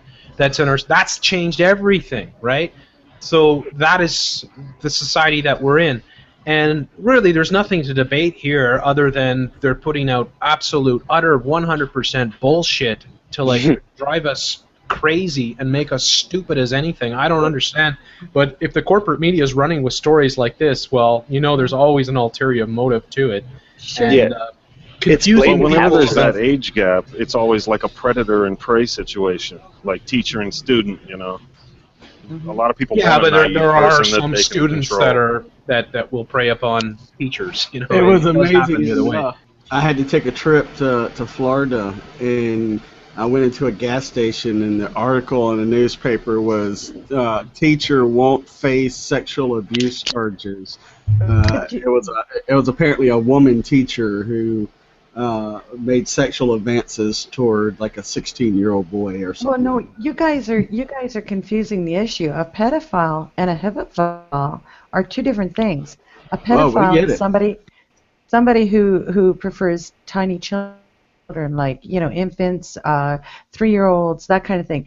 A hebephile is somebody 11 to 14 to 16, in between those years. Well, So, there's a big difference. I've never even heard that term before. It's called hepaphile? Is that it was my first time too by reading that thing. Yeah, that's interesting. yeah. But yeah, that is a huge difference. But then again, I mean, I would think that most guys like women with the shapes that we're programmed with. I mean, there's a reason why. I don't know if you guys know this, but this is what anthropologists believe the origin of the breast, right? If you go back into when we started to become bipedal. Now, I've done a lot of this. I did it in CEGEP, for instance. I majored in anthropology, so I studied all kinds of archaeology and anthropology and the evolution of man. Now, this is stuff that's always changing. But when we, say, 4 million years ago, stopped, you know, hanging out in trees in the, you know, in the Ottawa Gorge or whatever there in Africa, and, you know, there was a change in the climate, and all of a sudden we had to start walking around to get to places, to get the food and stuff like that. So We started to become slowly. Sorry, can I just finish for a sec here? Yeah. We started to become slowly bipedal, and over the course of about 2 million years, we started to perfect the art of walking, which changed our species forever. And what that meant is once we started walking bipedal, we were often face to face. So women had to, whereas before we were crawling around, so we're always looking at women's asses, all of a sudden we're walking around and we're always looking at women in the front. And that is the reason why the female of the human species is the only species of mammals that has breasts that are constantly full, basically, the way that they are. And they have no purpose other than to mimic the buttocks. And that is the whole reason why. I mean, that's I find it fascinating kind of thing. So, like, for me, as a guy, I mean, that's what, no, I mean, the man thing, right? I saw a documentary on that, and it was really interesting. It was all about that, the way Yeah, so why are they trying to confuse us now? I mean, it's pretty obvious that's what guys want, that's what guys have evolved for, and now they're trying to tell us, no, it's natural for guys to want little children. I mean, it's fucking disgusting. Well, there's a big difference between even an 11, 12, 13-year-old girl and a 16, 17-year-old girl. I mean, there's so much change within that time period that it's even it's a big difference. And then not only that, the fact that they're pushing this, the fact that they're saying that it's okay to molest little boys. We have. Are they saying that though? Yeah, they are. NAMBLA. You ever hear of It's so it's double speak. Yeah, they're making excuses. Have you ever heard of NAMBLA? They're a UN organization. South Park did a full episode about them. Yeah. The National Association for Man Boy Love.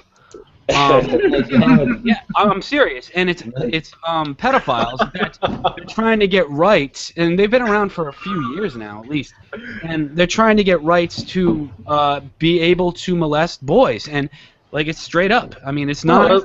Let's organize a meeting for them on some island, and we'll blow the fuck out of it. I mean, it's just crazy. Yeah. I mean, look. I mean, there's a huge difference, and people have said this. I mean, look, yes, there's a big difference between a 13-year-old girl and, say, a 16-year-old girl. A 16-year-old girl will be sexually mature. We'll have breasts. We'll have, the female form. We'll have the hips. We'll have everything that guys, want, sort of thing. But you got a child. I mean, look, it's so crazy. Yeah. You can't have rights to destroy the lives of children, because that's what happens. Every child that gets molested ends up being a molester themselves. So you perpetuate the whole cycle. It's just madness. But I'm not surprised that the pedophiles that run the United Nations push this kind of crap. Yeah. But a YouTube channel called Alien Fossil Project, he goes into the whole idea that, with Miley Cyrus and with people like Katy Perry, and, they look forever young. Like, they look like young girls. And, the mindset is out there that you see Miley Cyrus in these skimpy little outfits. She looks like a boy more to me than she does a woman or a girl. And this is a mindset that they're pushing on the public, that, it's acceptable for these young girls, that you should strive to want these young, undeveloped, immatured girls. Yeah, she was like Justin Bieber that. with makeup, basically. Yeah, Justin Bieber's pedophiles. Stars. Wet dream. Yeah. All I got to say to that is Robert Pattinson for Indiana Jones. Did you hear about that? No. Well, the guy who did Twilight, he's the guy who's going to be doing the new. Well, that's what they were looking for to do the new Indiana Jones. I mean, you take a guy like Harrison Ford, and I was at the wax, wax museum at Montreal, and it was life size. That guy towered over me, and then you're looking at Robert Pattinson, like that. Yes. Bleach white guy, like come on. Yeah. Androgynous. You guys, we've talked about this before, and every time we talk about it, I get all kinds of flack. But the androgynous host of the corporate media, and you've got so many of them. Rachel Madcow. You got the guys on MSNBC. I mean, there's several of them. They're all what are they? Are they Chris Hayes? I mean, is he Chris a woman Hayes. Or is he a guy? I don't know. I mean, and I he wouldn't looks be surprised. just like Rachel Maddow. He looks. Yes. I mean, Sounds like her. I mean, it's crazy, and I swear some of these people are related. I mean, you got Miley Cyrus and Justin Bieber with the same exact haircut and the same exact shape of their face. I mean, it's just so weird. Yeah, that Miley Cyrus too. That one with the wrecking ball. I watched that and I was like, what the hell? Yeah. She's naked, and the whole thing is 100% sexual. Well, little kids, teens. Little girls are watching this, and it's like, holy cow, it's practically a porno. I mean, she's licking hers. It is a porno, man. That's what they're showing. And we thought Madonna's Like a Virgin was bad when, back in the 80s. Yeah. That was screaming about that. That was G-rated compared to what we have now. I mean, you look at Rihanna's videos. Rihanna, like S&M. I don't know if you ever heard that song or seen the video. It's unfortunately. Well, unfortunately, I have, but it's not even music. It's mind control. I mean, it's sadomasochistic, like gothic death metal type of. I don't want to say death metal but it's like it's like this sadistic, sexual, disgusting kind of stuff. Yeah, but they call the music pop, and that means like Papa, Come to Papa. I mean, Papa Boner, right? Yeah. And, yeah. I mean, I think they try to keep us in a constant state of utter confusion, and they try to play with us all the time, and that's why porn is everywhere. I mean, 50% of the internet is porn, right? And we're not even talking about Miley Cyrus and Katy Perry and all the titty shows and the stuff that they're doing. Yeah. They know how to control us. They know how to confuse us. They know how to keep us occupied with the stupidest of things. They know how to program our brains. They know, and that's another thing, they know how to prey upon men as well as women. Of course, women are always preyed upon, but men are really preyed upon in these days because it's very easy to do so.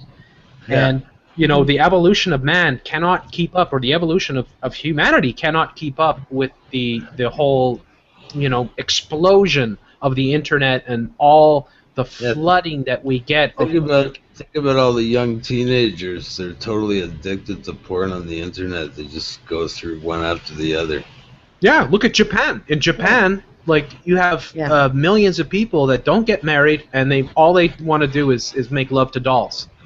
And it's true. It's a crazy phenomenon there, but that's what's happening. I mean, maybe it's a way of population control. And also, we have them destroying masculinity. So we have, masculine men. They make you feel bad for actually, having balls to go up to a girl and say, hey, I think you're hot. I want to take you out. I want to get your number. And, they make it so it's almost like, hey, they make you feel bad for having those impulses, and they make you not. All the programming is aimed toward suppressing that masculinity, and the masculinity is such an important. For sure, yeah. It's such an important thing in our culture. Tom, did you watch the Vikings? But it's supposed to be a protection the Vikings. mechanism. No, I haven't. You didn't see Vikings? You can see that men back then were real men, and now they're just. I've seen some of that. Yeah. I think if you took a man from today and you dropped him 200 years ago, they would fall on the ground laughing. They'd be like, "What the hell is this thing? It's supposed to be a man." I mean, before we get too off topic, I wanted to bring up what they do with these girls. They start them off like Britney Spears as little Catholic girls, or Miley Cyrus as like a churchgoer. And then, right when they hit the right age, they turn them into whores. Sure, I think all their fans, the same thing happens with their fans. These girls grow up, they wear nice sweaters, and then they see Miley Cyrus in a string bikini. Think, oh, I'm going to wear that to the mall. Mm-hmm. Yeah, because what they use is sex, and they confuse feminists, or women, confuse it, of course. This is all by nature, or by design, sorry. Design. But they confuse the power of sexuality with the power of feminism, like the power of being a woman who's in control of her destiny and her life, right? As opposed to the woman, or a child who is using her sexuality to gain power over others. And what they tell these kids, every single one of them, is that if you really want to get power in this world, you got to dress like Miley Cyrus. Right. Or you got to strip down. Exactly. You gotta be a whore. Twerk. You gotta twerk. But they started off really light. With a young girl that's an idiot, that's all they got sometimes. And exactly. I mean, a good example is Christina Aguilera, where she was the squeaky clean and genie in a bottle, and the next thing you know, she's doing the dirty thing, and she's having an orgy in a fucking boxing ring. So have you guys ever heard of what's called bait and switch? It's a common cult tactic. So basically, they pull you in with usually the milk before meat. You'll hear in a lot of religions. Right. So they start you off with like this clean and pure thing, like how Lizzie McGuire started, or like Britney Spears, her sister. All exactly right. So start them off and then they undergo. It's completely switched out once you are sucked in by it. So once you have that feeling of trust, and then the parents are usually distracted by whatever means we are pit against each other, because that's basically what it is. That's what it all comes down to. We're always just pit against each other, whether it's men, women. It's like Sorry, go ahead. Parents have no influence over their kids. None. Zero. Not what they have influence for the first few years, and that's it. Traditionally, parents would influence kids for life. Now, parents have control, have influence, and up until they're about 3, 4, 5, even then, they're going off to daycare and all that. Daycare, preschool. I mean, they're starting to implement sexuality into preschool. Are you kidding me? I mean, when does this begin? The Illuminati pedo obsession is phenomenal in our whole core structure for schools. And, It's right mind now, control. it is, and it's an acceptance. They say don't bully, kids that are more, tend to be gay or whatever. But what about them bullying the kid that is straight? Because it happens. I know it happens. And Absolutely. they're saying, well, why won't you participate? Why won't you come to the, Rainbow Day or whatever? And it's like, when is heterosexual day for men? Whatever you have happened game to right little then. boys hating girls? Yes, I know. I was always a kid that was attracted to girls, but I pretended to hate them, right? Sort of thing. I still have a little cousin that pretends to hate girls. It's But like now But it's like they're it's a coming in the natural classrooms and they're trying to say, well, look, you guys don't know who you are, you don't know anything about anything, but we're gonna fucking put this in your brain. We're gonna talk about gay people and say how gay people, it's okay to be gay. It's okay to be. Why don't you just leave them alone? Of course, it's by design. I almost feel them. like they just want to confuse and corrupt everybody, 100%. and they just get off to it, I almost feel like, hey, let's teach guys how to be more like girls, and girls how to be more like guys. We have the over-sexualization of girls, and them using their sexuality to pursue what men are supposed to do. That men are supposed to use their sexuality to pursue. Now they're supposed to. Now, according to television, they're supposed to be like 5-year-old boys in a sandbox. I mean, I swear to you, there's commercials that I've seen because I watch sports, right? So I see those commercials, and I see car commercials where a guy will pull into a driveway, and there'll be, both fat guys. One guy's watering his lawn, and he looks at the guy coming in, and they're both fat, and so the guy watering his lawn is jealous because the neighbor has got a new car, and they're looking at each other, and it's like, so you got a new car, eh? You think you're all this, and they're acting like 5-year-old fucking idiots, right? Yeah. And this is, hey, it's okay. This is the way you are. Be happy. You're a fucking pleb. You're a suburban fucking kid. moron. Don't be an actual adult. That they want to keep you in that 12-year-old mindset, because if you actually become an adult, you'll get politically active and have serious debates about culture, about life, about humanity, about the real things in the world. Yeah, you use your brain. Things that matter. Well, Spirituality. Look at the video you just did, Jeff, of the woman. I'm a rule follower, and it's like, what?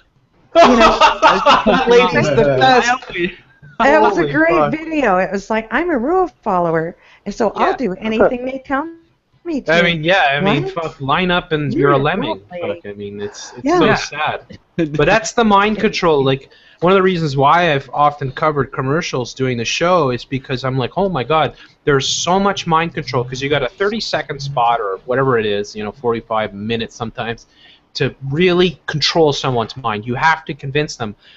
I hate marketing. I'm like of the mind of Bill Hicks or whatever. If you're in marketing, you're a fucking asshole, basically, right? My older brother is a marketing professor. But you know what I mean? Like, it's all mind control. So the mind control is to prey upon the weaknesses of the individual, and whether it's a luxury sedan, car commercial, a sports car, or a beverage, a sports beverage, or whatever the hell it is that they're trying to sell you.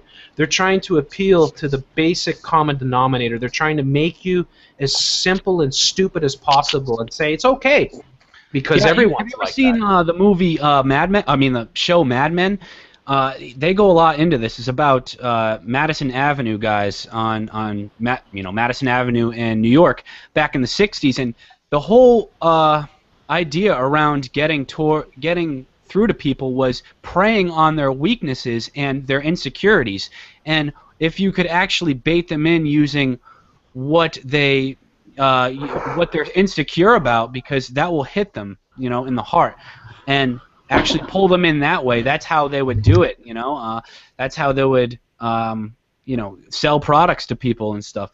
And yeah, I mean, it's always been that way. I mean, that's the evolution. I mean, you could say Mad Men. You'd think maybe that's where it started. No, it's ever since they've been advertising. I know They've always been doing that. Yeah, but I know that's Mad Men is an excellent example because it shows exactly how it works and how they're able to control people. And of course, most people will watch it and just be like, "Wow, that's a great ad," or "That's whatever." And I think that's the way most people look at ads. When I look at ads, I say, "This is mind control," and I fucking hate it. You know, yeah, and every now and again I'll see one. Brian, Sorry? Go ahead. Brian.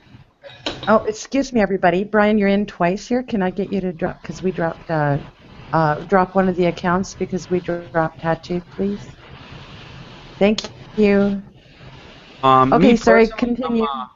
Go ahead. Sorry, you guys, Hello? I didn't mean to interrupt.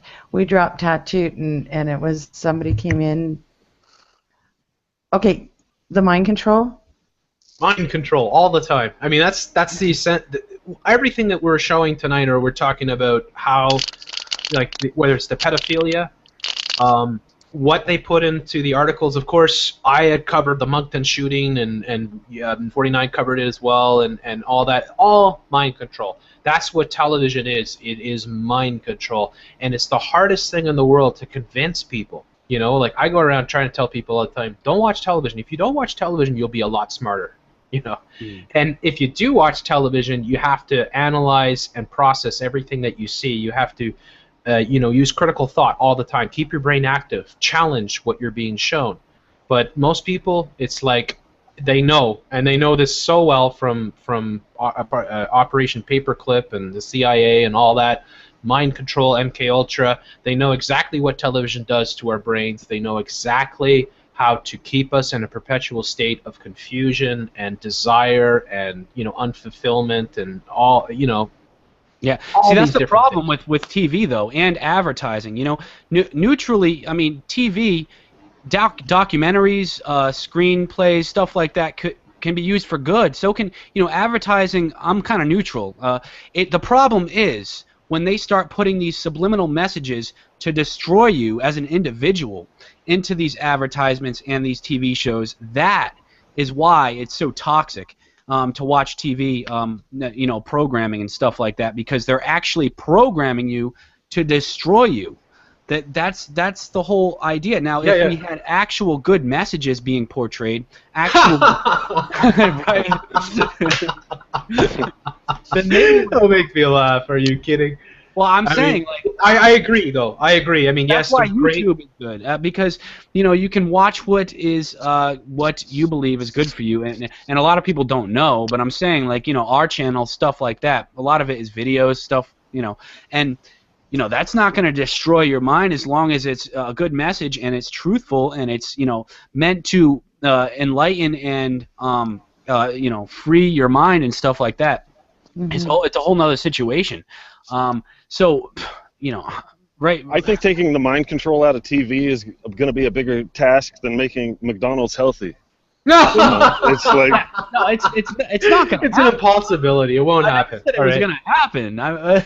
But I do agree with you, Thom, that there is a lot of great, you know, things that you can watch on television, as you said, like documentaries, although some of those can be mind control, or often mind control, as they are, whether or not they're really good or not, right? I mean, you go to watch a film, you are being programmed, whether you know it or not.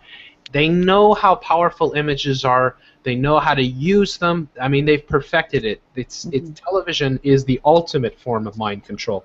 So what we do, though, is a way of freeing your mind. I think our work collectively is about challenging and questioning everything that you're presented with. Well, I hope it allows for discernment, that you know, you make proper judgments, that, you know, I don't know, to me, you're an evolutionist, I'm a creationist. You know, we still learn to disagree to agree, to get along, to bring forward our ideals. I mean, we have to communicate and understand each other, all of us, and it's not just YouTube channels, but it's each other, and it's not a conformity of acceptance, but more of a, you know, you don't have to agree with it, but at least look at it with an open mind. Well, I was Am I saying correct? earlier in a conversation, right? Because a lot of what I cover is obviously false flags and hoaxes and shit like that, right? Yeah. And that is why I work so hard at it, because I know how the mind control works. I mean, the latest thing here in Canada is the perfect example. You know, you show some images, you show some police people crying, you show citizens reacting with emotion, you show and people buy it, and they invest themselves emotionally, and they accept it. And it is so much harder to convince people that they've been fooled than to fool them. Right? Or I think the other way around, the way they say it, right? It's much easier to fool people than to convince them that they've been fooled. That's right. exactly what it is. Yeah. They know that so well. They've mastered that. So they're at the point, and this is why I go so hard after the Cenk Uygurs and Anderson Coopers, because they are there to program you to react with anger and violence even when confronted with something that, you know, that challenges the paradigm.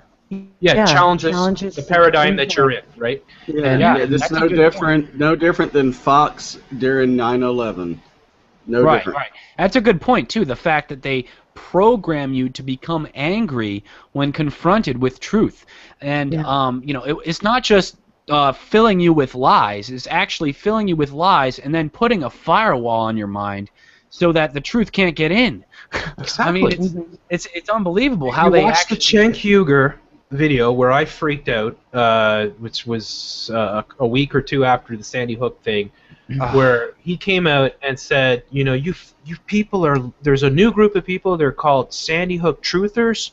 Oh boy, you know, and you people and by the end it's like, you people are lunatics. You need to go see a psychologist like Gene Rosen, right?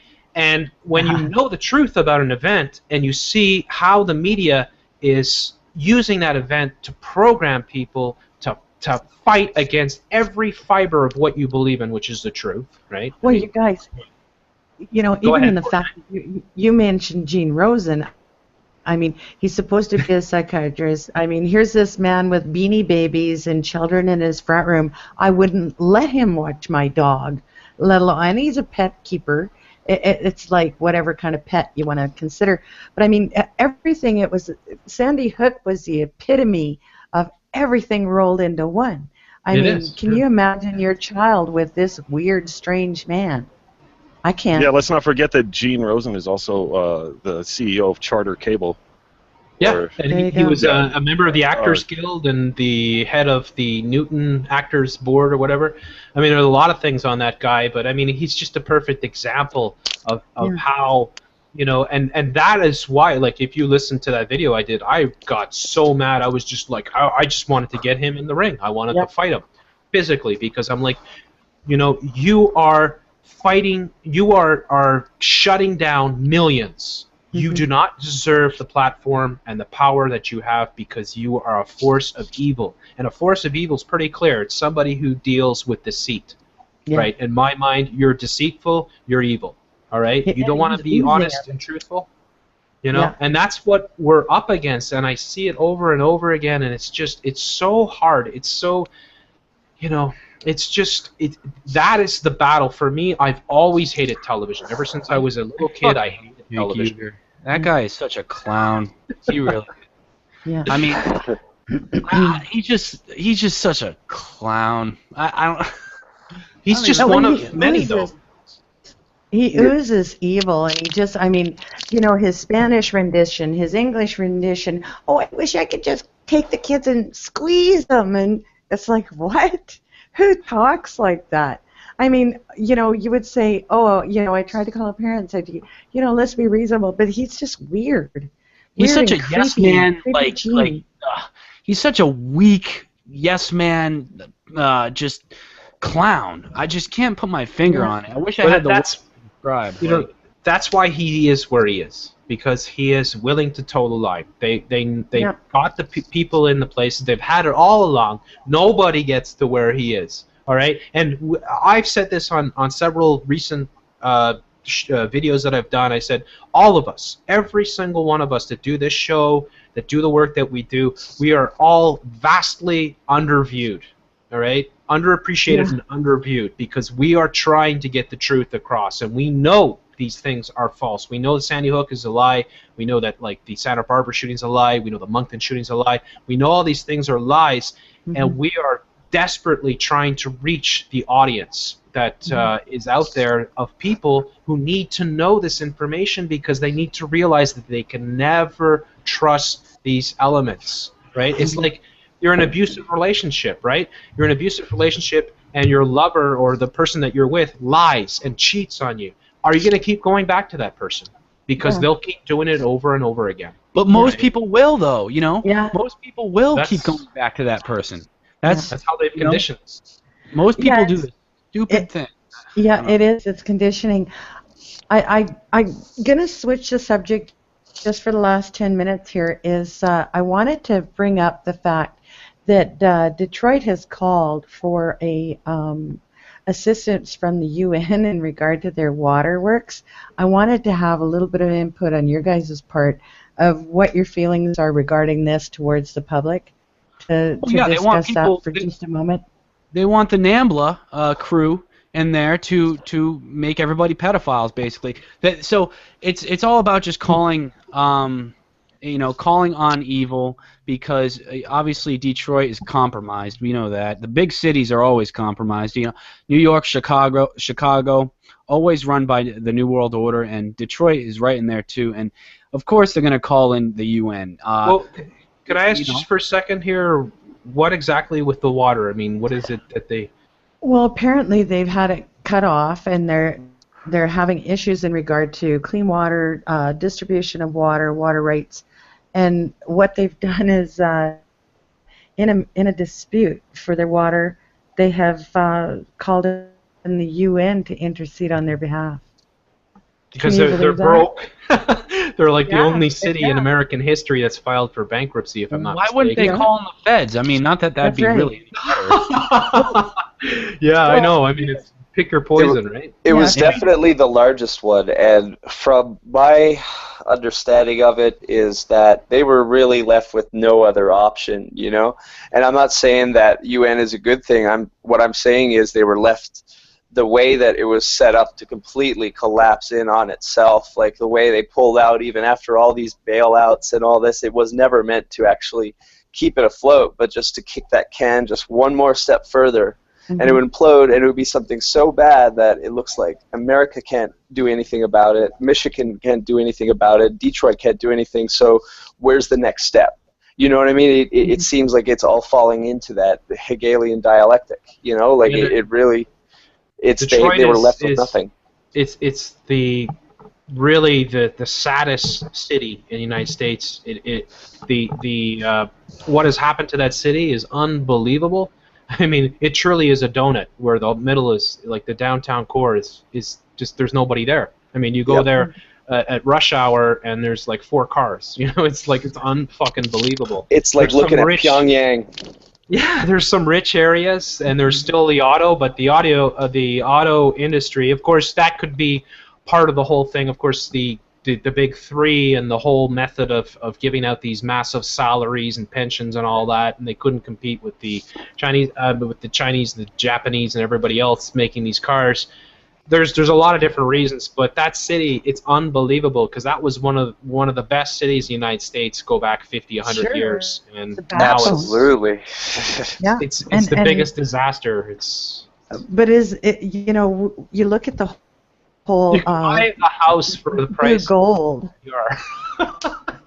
For candy bar, you could buy a house for $1 in Detroit. That's how bad it is. When it comes to industry, like Michigan and Ohio were really the heart of America, and America thrives so much because of its production value, especially in those like the heydays of like the 50s. Exactly. But what happened is it's like they had set this up to like steal, like to break that heart out of America, to just rip it out, you know.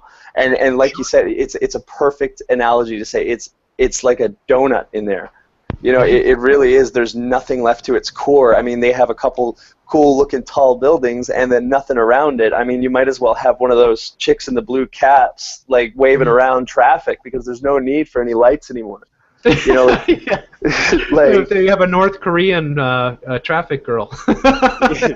Stick her downtown Detroit, she'll be less active than she is in Pyongyang. You know. did you ever notice that they're like the best looking chicks in North Korea as well? Like they're like the showcase girls. It's Yeah, so the ones that, yeah, of course, because they're the tourist attraction. yeah. What I little need to tourism. intercede just for a moment. FPRN Radio can only run our broadcast for 2 hours, so on a replay you can download our full version. So we can go over time, but for the sake of FPRN, we're going to end a segment here. We can continue talking, but this will be where they end it for that radio broadcast. So continue on, you guys. I just need to make that announcement. The full broadcast can be found on fprnradio.com. So all of the broadcasts will be here on Max Resistance as well in the chat room. So please continue. We can go over. I just need to make that segment of break. Thank you, FPRN Radio. Thanks. FPRN. Okay, guys, go ahead. Sorry. See you guys. But yeah, yeah, it's crazy. it's- I think Detroit is a perfect sort of model of what a lot of cities will go through very soon. The whole destruction of the manufacturing industry, you know, the outsourcing of everything. In fact, Roger Moore, what is it? Who's the fat guy? Michael Moore. Michael Moore. Michael Yes. Moore. His best film was his first film, Roger and Me, if you ever saw that, which was in Flint, which is very close to Detroit and or Flint, Michigan, right? And it was another auto town, and it was completely decimated because they basically decided to close the only massive auto plant. I think it was General Motors that had the plant there.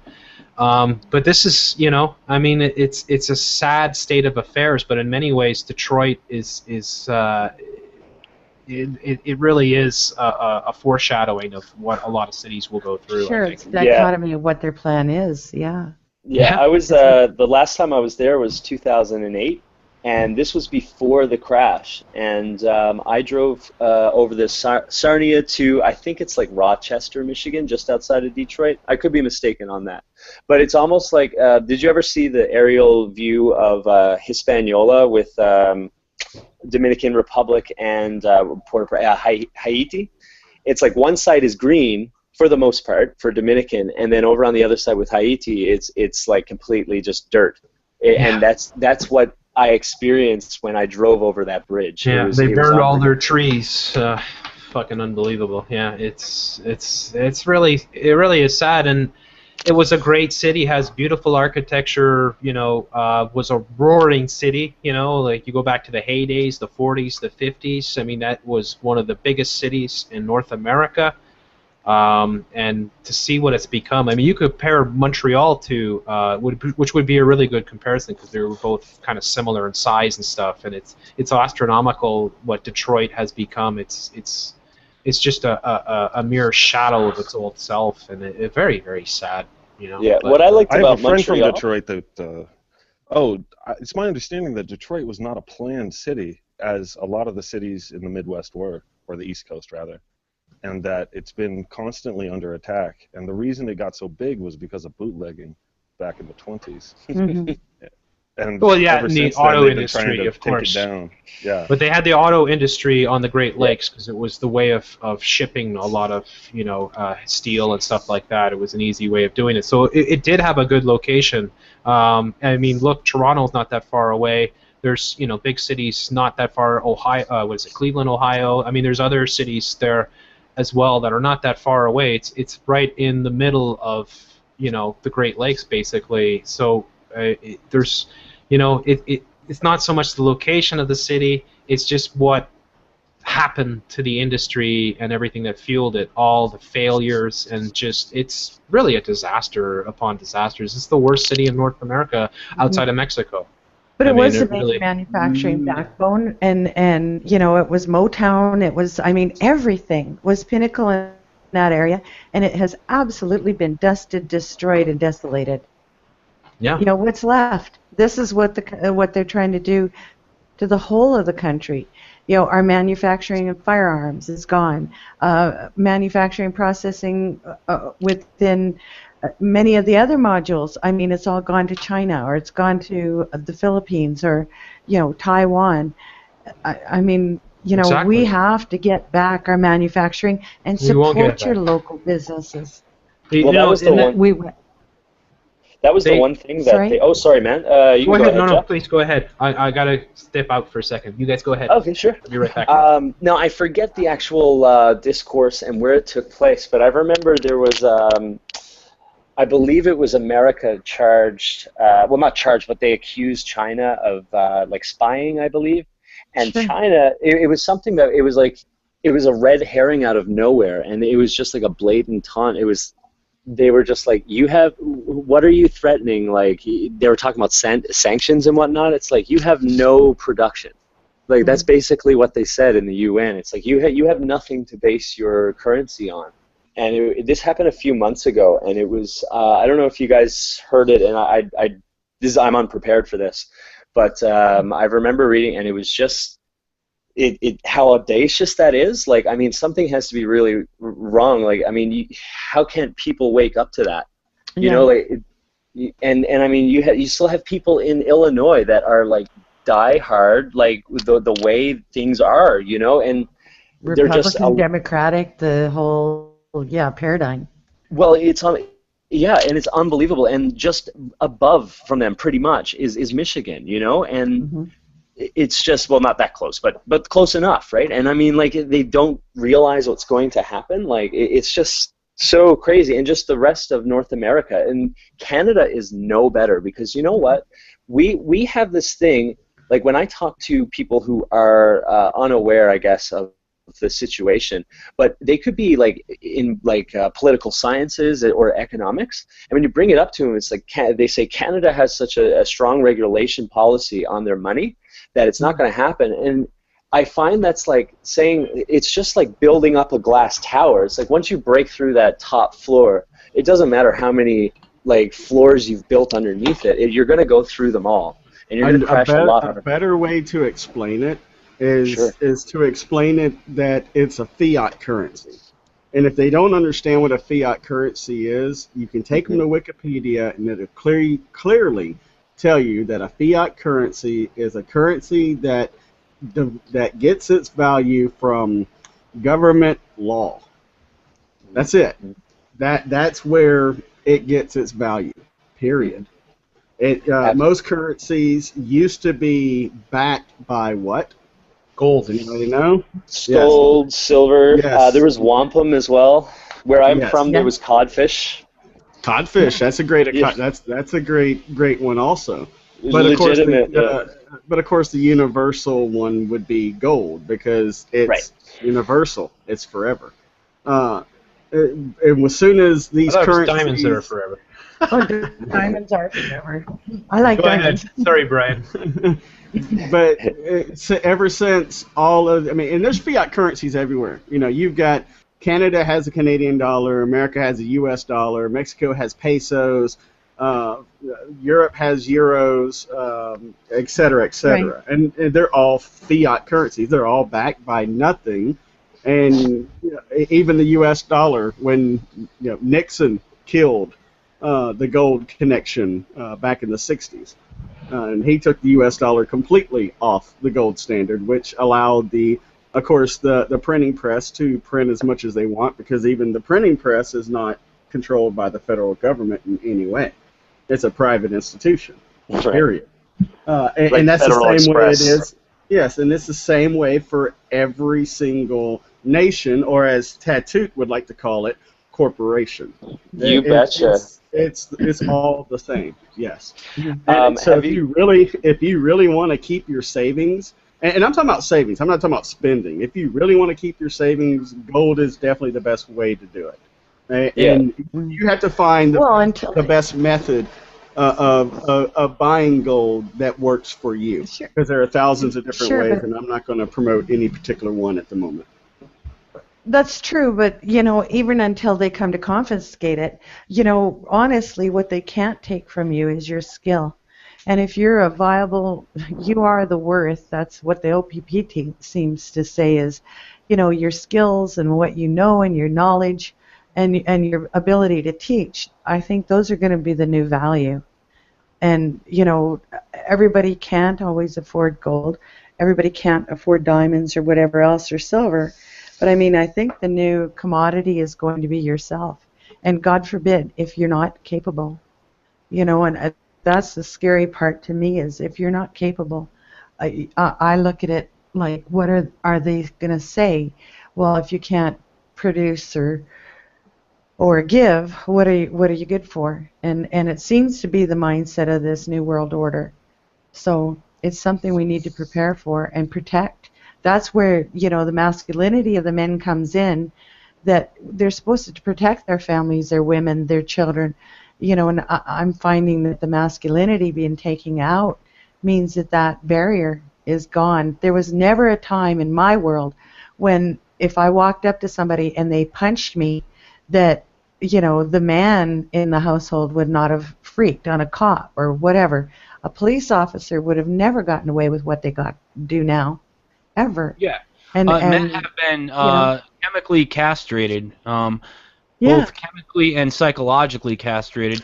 What I really hate about this most is that men are discarded for men are criticized for being men. So if a man is manly, it's almost like, you know, he's looked at as an asshole in pop culture and stuff like that.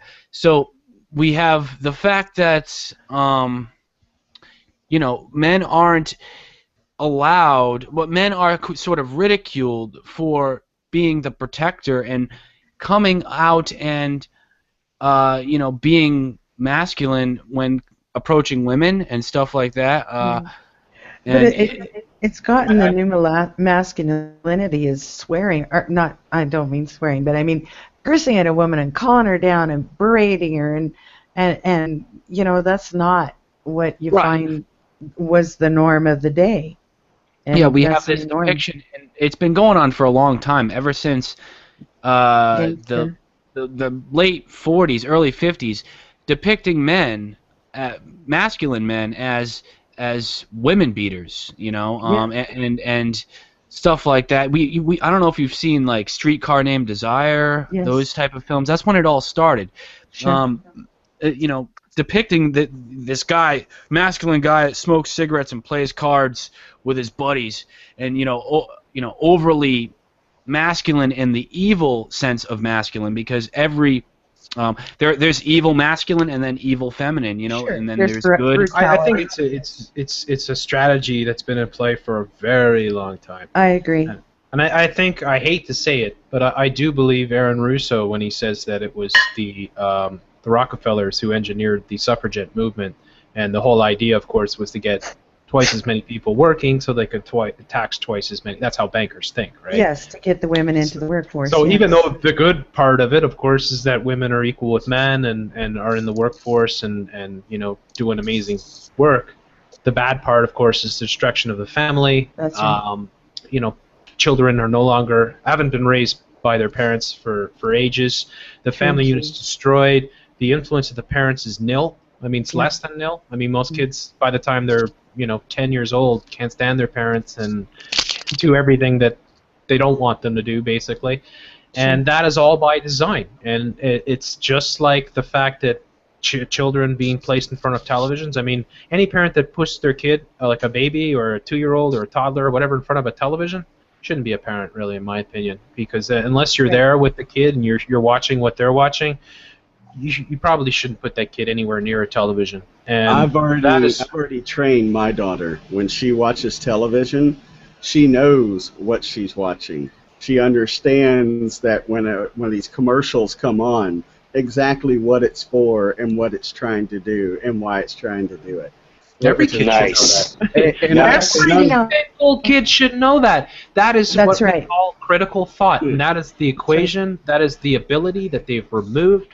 And they've done this ever, you know, it's always been like this. In fact, I don't know where I heard this from, but back, it's Mark Passio, right? He's talking about the trivium, which is the method that the Masons use to educate themselves, right, and their offspring. And it's the essential sort of building block method that most of us never even come close to getting, which is the ability to develop a really solid foundation to be able to apply critical thought to anything. And there's a story about Julius Caesar, who caught one of his captains or whatever, telling a peasant about the trivium, right, and explain it to him, and this is what you need to do, and you need to do this, and you need to, and he took the person aside, the officer aside, and berated him, basically said, don't you ever teach peasants or slaves or whatever they were, right? This method, this is only for the elite, and it's always been that way. They know. I mean, that is why people eat McDonald's, because if people knew what McDonald's was, they would never, ever eat there. They would eat there maybe once every 5 years or something, right? And McDonald's wouldn't exist. It would be, maybe one in a city or something like that. You wouldn't even think about it. But instead, everybody is programmed, and everybody does what everybody else does. And that is the lack of critical thought. We don't have the ability to, look at the television, for instance, and say, well, what is this trying to do to me? Yeah. And if you're teaching your daughter that, you're teaching something that 99% of people are not doing to their children. And yeah, I remember like the first time I ever went through just like maybe an hour-long documentary or something on all the main logical fallacies that you see in debate. So like your to the man attack, like you're attacking the person instead of the idea, or circular reasoning, whatever, right? Mm-hmm. And once you go like glance through them, and then you start watching television, when you get to the commercials, like it's almost, you just can't believe what you're watching, because it's almost case in point, everything they say is what you just learned, as completely just out of touch with reality. Like, and I mean, don't get me wrong, logic is inherently flawed, since we don't know everything, and we are not, omniscient or anything, and it's flawed in itself. But it does, like, fallacies are fallacies. They're obvious, and when you see them, it's like they try to make everything a fallacy. Exactly. Look at Noam Chomsky, right? He's supposed to be one of the smartest guys out there, and he uses the biggest logical fallacies ever when dissecting Building 7 or 9/11. Why would you even talk about? Are you an engineer? Why would you even think about that? Like the logic that you take, it's stupid. Why would you even talk? Building 7, what does that mean to me? What does that mean to you? Why would you even look at that? Are you an engineer? Are you an architect? And it's like, forget about the... I don't know who did the article, but I always had a good time reading it. It was called The 25 Points of Disinformation. I don't know if... Like, I only glanced through them, but some of them were really good, and they, like, pointed out the one, like, Bill Clinton going, like, how dare you? And they asked about 9/11 truth, and he wouldn't say anything but that. And that was one of the main points before he even said it. So, like, it's a great article for those, I'm probably going to end up looking at it too, because it's actually fun to see, because you see it everywhere if you watch the news and you're aware of these things. You just can't put your finger on it. You're just like, oh gosh, that's exactly what it is. And it's just... And then they perpetuate it, and they say if you put it into the psyche of the norm for 9 times, then your mind accepts it as factual, which is really interesting to me, because it's like Pavlovian training. It just conditions you to accept it. If you hear it so many times in these repetitive commercials, or I've had my kids watch TV and they go, oh, did you see that? And it's like, yeah, they point it out, but other kids go, what's wrong with that? My kids don't watch TV. And when they see this, it tests their intelligence, and they go, what, are you kidding? And their friends are going, well, what's wrong with that? And then they give them the whole spiel. And it's like, they never really thought about it before, or thought of it as being a critical, misnomer, or just the whole, like Jeff did the one on the guy's, checking his hand for his phone. Don't accept this. Do you not understand? Do not accept this. Yeah, I mean, they're turning people into... Well, they've they've done that. I mean, they succeeded a long time ago. As I think it was Tom before was saying, Mad Men, right? You could see this programming has been ever since television's been around. I mean, television is the dream. It is the dream of the New World Order because it allowed them to control the minds. And if you, just like we were saying, Justin's saying and Thom, and the fact that you cannot, like, most people have no critical thought. So I don't know what the number is. Greg says it all the time. He says like 85% of people are incapable of critical thought. And you know, I think they're capable of critical thought in smaller things, like maybe if they go shopping, they might be able to, like, you know, maybe I should get this shoe, or, you know, this one's got a better heel or whatever. You know, but when it comes to the stuff that is programming. Now, like I give the example of Oprah Winfrey. You know, I have had, you wouldn't believe the arguments I've had with girlfriends and family members over Oprah Winfrey, and I say it's women mind control. That's what I would watch it, and I say it's mind control. I say every single woman in the audience gets up and claps and goes hysterical on Oprah's command. These people are worshiping her, right? And this is, you know, this is not someone that's working for women. This is someone that's working to control women and to keep them in that bubble and never, you know, let them leave. And it's unbelievable. I mean, it's gotten worse. It's hard to believe it would get worse, but it's gotten worse. I mean, and like, as I said, I watch sports. That's it. You know, I don't watch any other television, but I see the commercials, and then I see the stuff on YouTube, like the music videos and the segments from CNN, and I'm just, my head is spinning. I'm like, how could you be so stupid? It's like that woman that 49 was referring to there. She's like, well, I'm a rule follower, you know, so if they tell me to do that, then I'm going to do it, you know, and it's like, what are you going to do? That's the average person. That's really scary. I'm a rule follower. Like, I mean, don't get me wrong. I mean, there needs to be structure in life. I mean, obviously, I'm not saying that, but I mean, oh my gosh, not like blind following, but not blind, a thoughtless following. Right, but you have to make sure that it's, like, legal doesn't mean right at all. You know what I mean? Like, it can mean everything but sometimes. You guys were talking about Oprah. You also got to realize she has her own Sirius satellite channel. She has her own DirecTV network channel now as well. She also has her own magazine. She's the most powerful woman in the world. She's like the richest woman.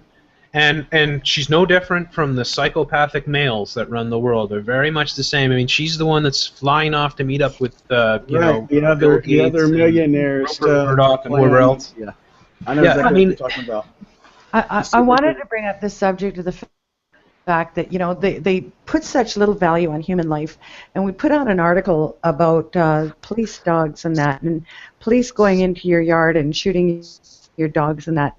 What's interesting that a dog outweighs my life in the fact that if they were to kill a police dog, that it would be like life in prison because it's like shooting a non-duty officer. And, you know, I just want to show people the value that you are is nothing to these people when it comes to their rules or their regulations. They make these rules, but you know, you as a person or a human being is less value than, say, their police dog, and your family dog is even less value than that. And, you know, I want you to realize that these are the type of rules. So should we follow the rules? Well, gee, he just came into my house and shot my dog. That's okay, because that's their rules. You can't be a rule follower all the time. You need to set limits. There has to be controlled limits. No, you have to question every single thing that you're told. Everything. And that is the whole nature of critical thought. And that is like, okay, the government says you should do this. It's like you watch CNN. Go get vaccinated. That's what CNN tells you. Jake Tapper. How many times do I have to tell? Go out and get vaccinated. I mean, I did a segment on this, and he told people, I said, half a dozen times to go get vaccinated, you know, over and over again. That is not news. That is not reporting. That is programming. And people have to instantly be able to recognize the difference. When somebody's telling you to do something and they're offering no logical reason why, and logic would require a lengthy sort of explanation, and then you'd have to, you know, display the pros and cons and what the risks are and all that thing. No, no, no. Go get vaccinated. Go get vaccinated right now. We're at such a poor state right now, and we're the exception, okay? Us and all the people that follow us and listen to us and the people that are like us, we are the exception to the rule. That is why, you know, PewDiePie has 28 million subscribers and, you know, we have like a few thousand sort of thing, right? Yeah. That is the reality, because most people have no critical thought, period. And what are we going to do to wake them up? I mean, they're so far from being awoken. I mean, it's so crazy when you think about it, what it would do for them to realize how manipulated they are being. I mean, it literally is the Matrix, you know, waking them up in the tubes there in the back and you know what I mean? It's like it's such an obstacle that we have here to be able to combat this control system that is so entrenched. I mean, people will fight to protect their paradigm that they're in right now. They will not lose face at the fact that they've been duped. They just will stand strong against the fact that they've been duped. And it's like, just realize it and move on. You know, I've been duped. We've all been duped here. Everybody listening has at one point. Get over the ego and realize that there's a better option if we unite and get together and get past this. Get past the acceptance. Because at the end of the day, like, none of us really have 100% truth. And if we think that we do, then we are the first ones fooled, because we're the ones proactively believing that we have the truth, which, you know, we may be closer, and we can definitely... We have the truth in what we're saying here, and that truth is that you should, you know, be critical. You should... I agree. Use critical thought all the time. So we're right, 100% right about that. Everything else is up to the discernment of the critical thinker, right? One thing I noticed... Oh, sorry, go ahead. I'm sorry, but in the chat, like they're saying, we're now trained to be suspicious of everything. I can't believe anything anymore. You know, this is, you know, question it. There are things that are believable. That's all I can say to the chat room, is that, you know, it's up to you to decide. It's don't take other people's word. If I say this is a hoax, you don't have to take my word for it. Investigate it yourself and you decide. Yeah, exactly. You know, we're just trying to short in fact, short route. Those people listening, and if they do, they help, and they help get to the truth. I mean, imagine if every story that came out, if everybody that was watching the story, if everybody that watched Wolf Blitzer analyzed everything that was being said, you know, took notes down, went to the internet, started researching, fact-checking, you know, who are the sources, who said this, who did that, you know, imagine how different news presentation would be, because all of a sudden they would be held accountable for every single lie, because there'd be all these people checking everything. And I give the example a lot. I'm sure 49 you're familiar with the media culpa girl who outed what's her name, the big columnist there from the Globe and Mail, Margaret Wente. Yes. Right? And the fact that this woman used her free time basically to have this online blog, and she focused on Canadian media, and in particular the Globe and Mail, and she found dozens upon dozens of, you know, flat out plagiarism, right? And nobody would know if it weren't for this lady. Like, nobody would know. And it's just one person analyzing things and finding out that whole stories are lifted, whole paragraphs, word for word. You know, and it was so blatant. This woman should be, I mean, in my mind, she should never be able to work in media again. Should pay fines and everything else. You know, almost be incarcerated for her crimes. But no, of course, she's still the top columnist for the Globe, the Grope and Fail, the worst paper in the world. Unless she paid for the rights to use it.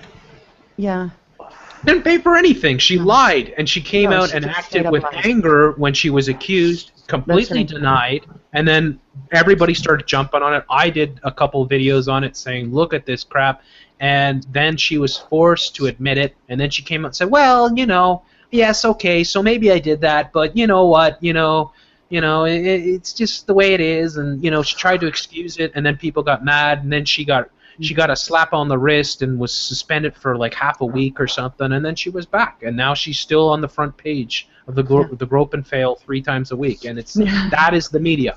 And if every single one of these scumbags, and they are the biggest scumbags in the world, because if you knowingly put out lies, if you knowingly fabricate stories, if you know, say, Sandy Hook or 9/11 was an inside job, and you come on and you tell people the opposite, you are a criminal in my mind. And that's the way I look at the media. I look at them as a bunch of criminals because they lie all the fucking time. And I think the ones up high know it. And it's interesting because us as YouTube creators, I mean, they hold our feet to the fire.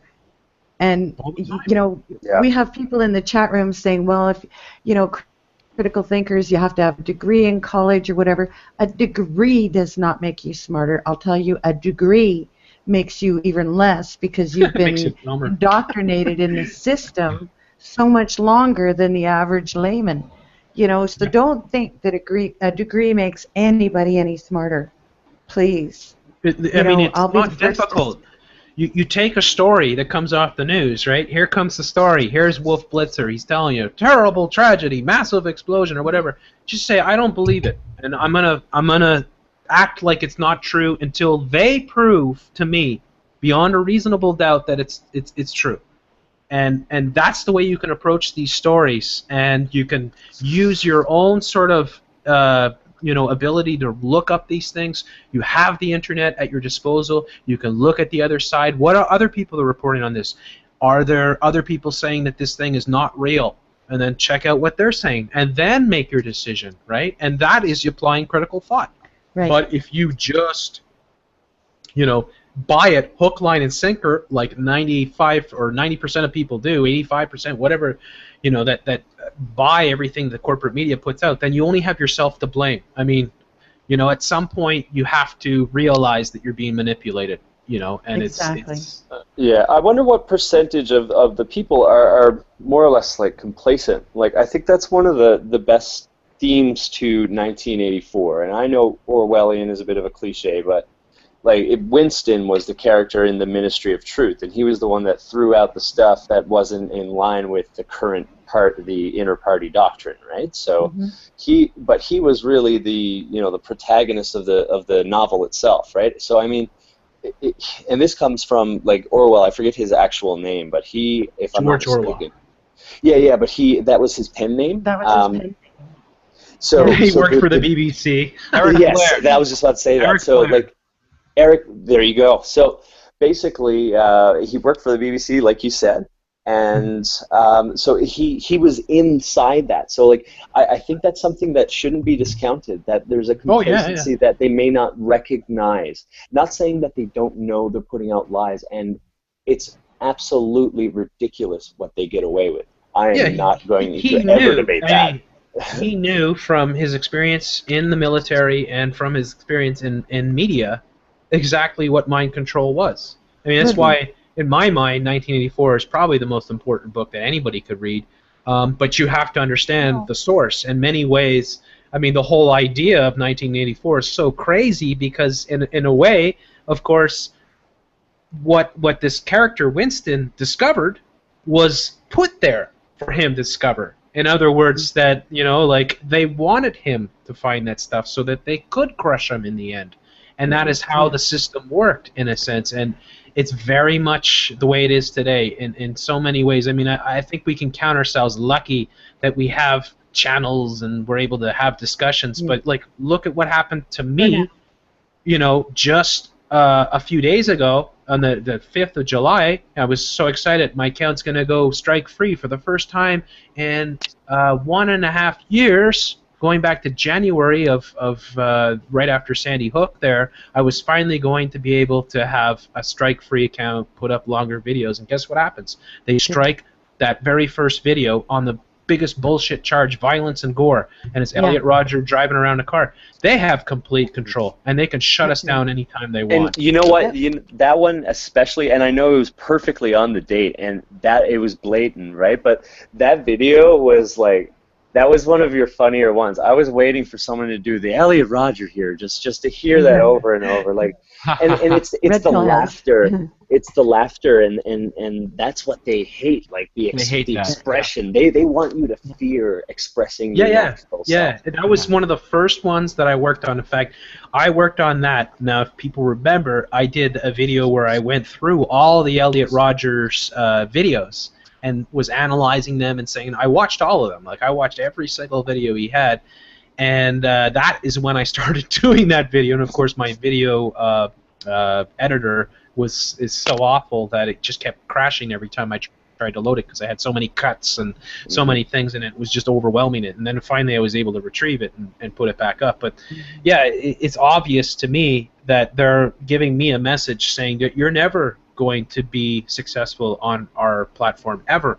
and don't even kid yourself. And you're never. I have no chance to make money. I mean, all the thousands of hours I put in, no chance. Monetize, forget about it. There's no chance about it. You know. Yeah, I gotta say, you know, I think that's why they might be so hard on you, because you make fun of them so much, and they despise that. Like, and you're good at it. And you're good at it. And I gotta say that's one of your main strong points right there. You know, pointing this stuff out for how blatantly ridiculous and hilarious it is, because, and you know, for us to do that, for people like you to do that, it really takes away that fear factor that they use so much to manipulate people. So even people within our movement are manipulated by that fear factor. We see the Alex Joneses, we see the AMTV, Red Alert, you know. Oh man.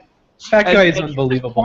Point this stuff out, like it's like, and it's so important that we keep on doing that. And that, I personally think that's why you've been attacked so much. I mean, you're really getting at them in a way that others really haven't yet. You really fill a niche in many ways, and they can't have that. I mean, people like me and Red Pill, we do a great job exposing, like Justin Bryant, like all of us. But you know.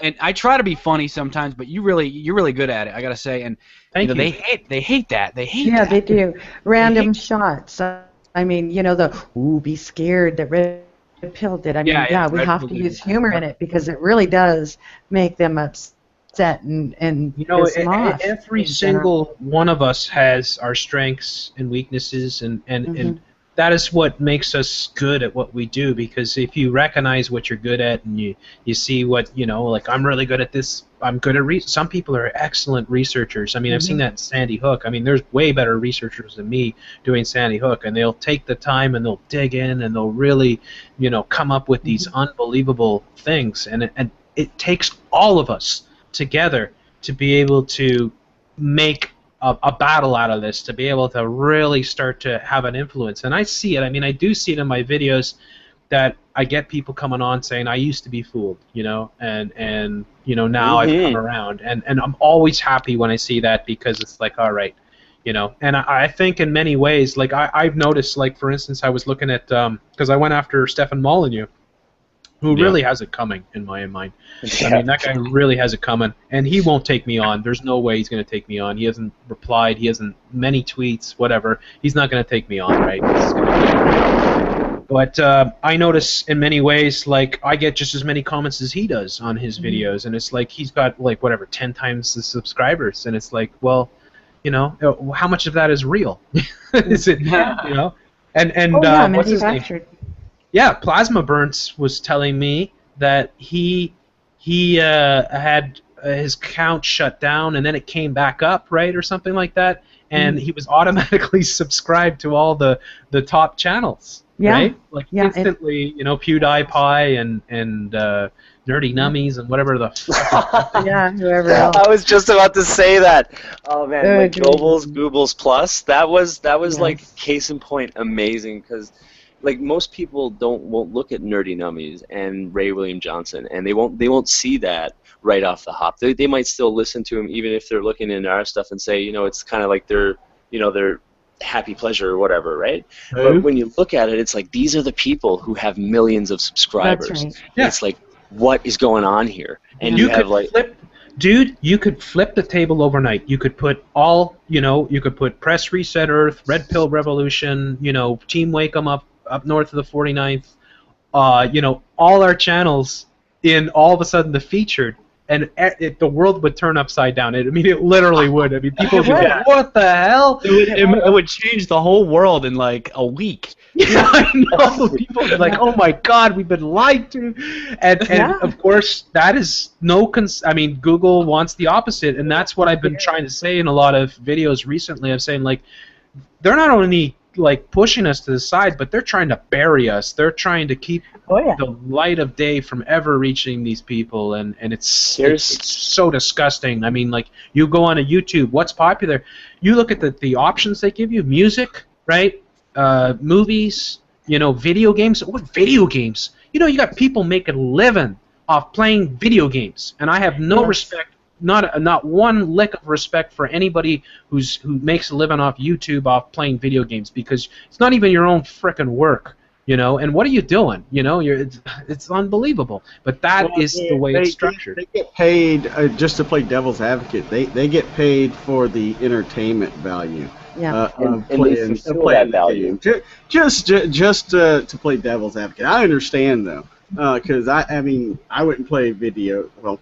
Actually, maybe I would. Maybe I'll start playing video games and recording. If you guys watch, if I play video games and I talked about, how it showed all different like New World Order symbolism throughout the game while we're playing it. That's something you would watch. Well, if you did that, you would be educational, and then you'd be taking the game and saying, like, So that could be a test for us.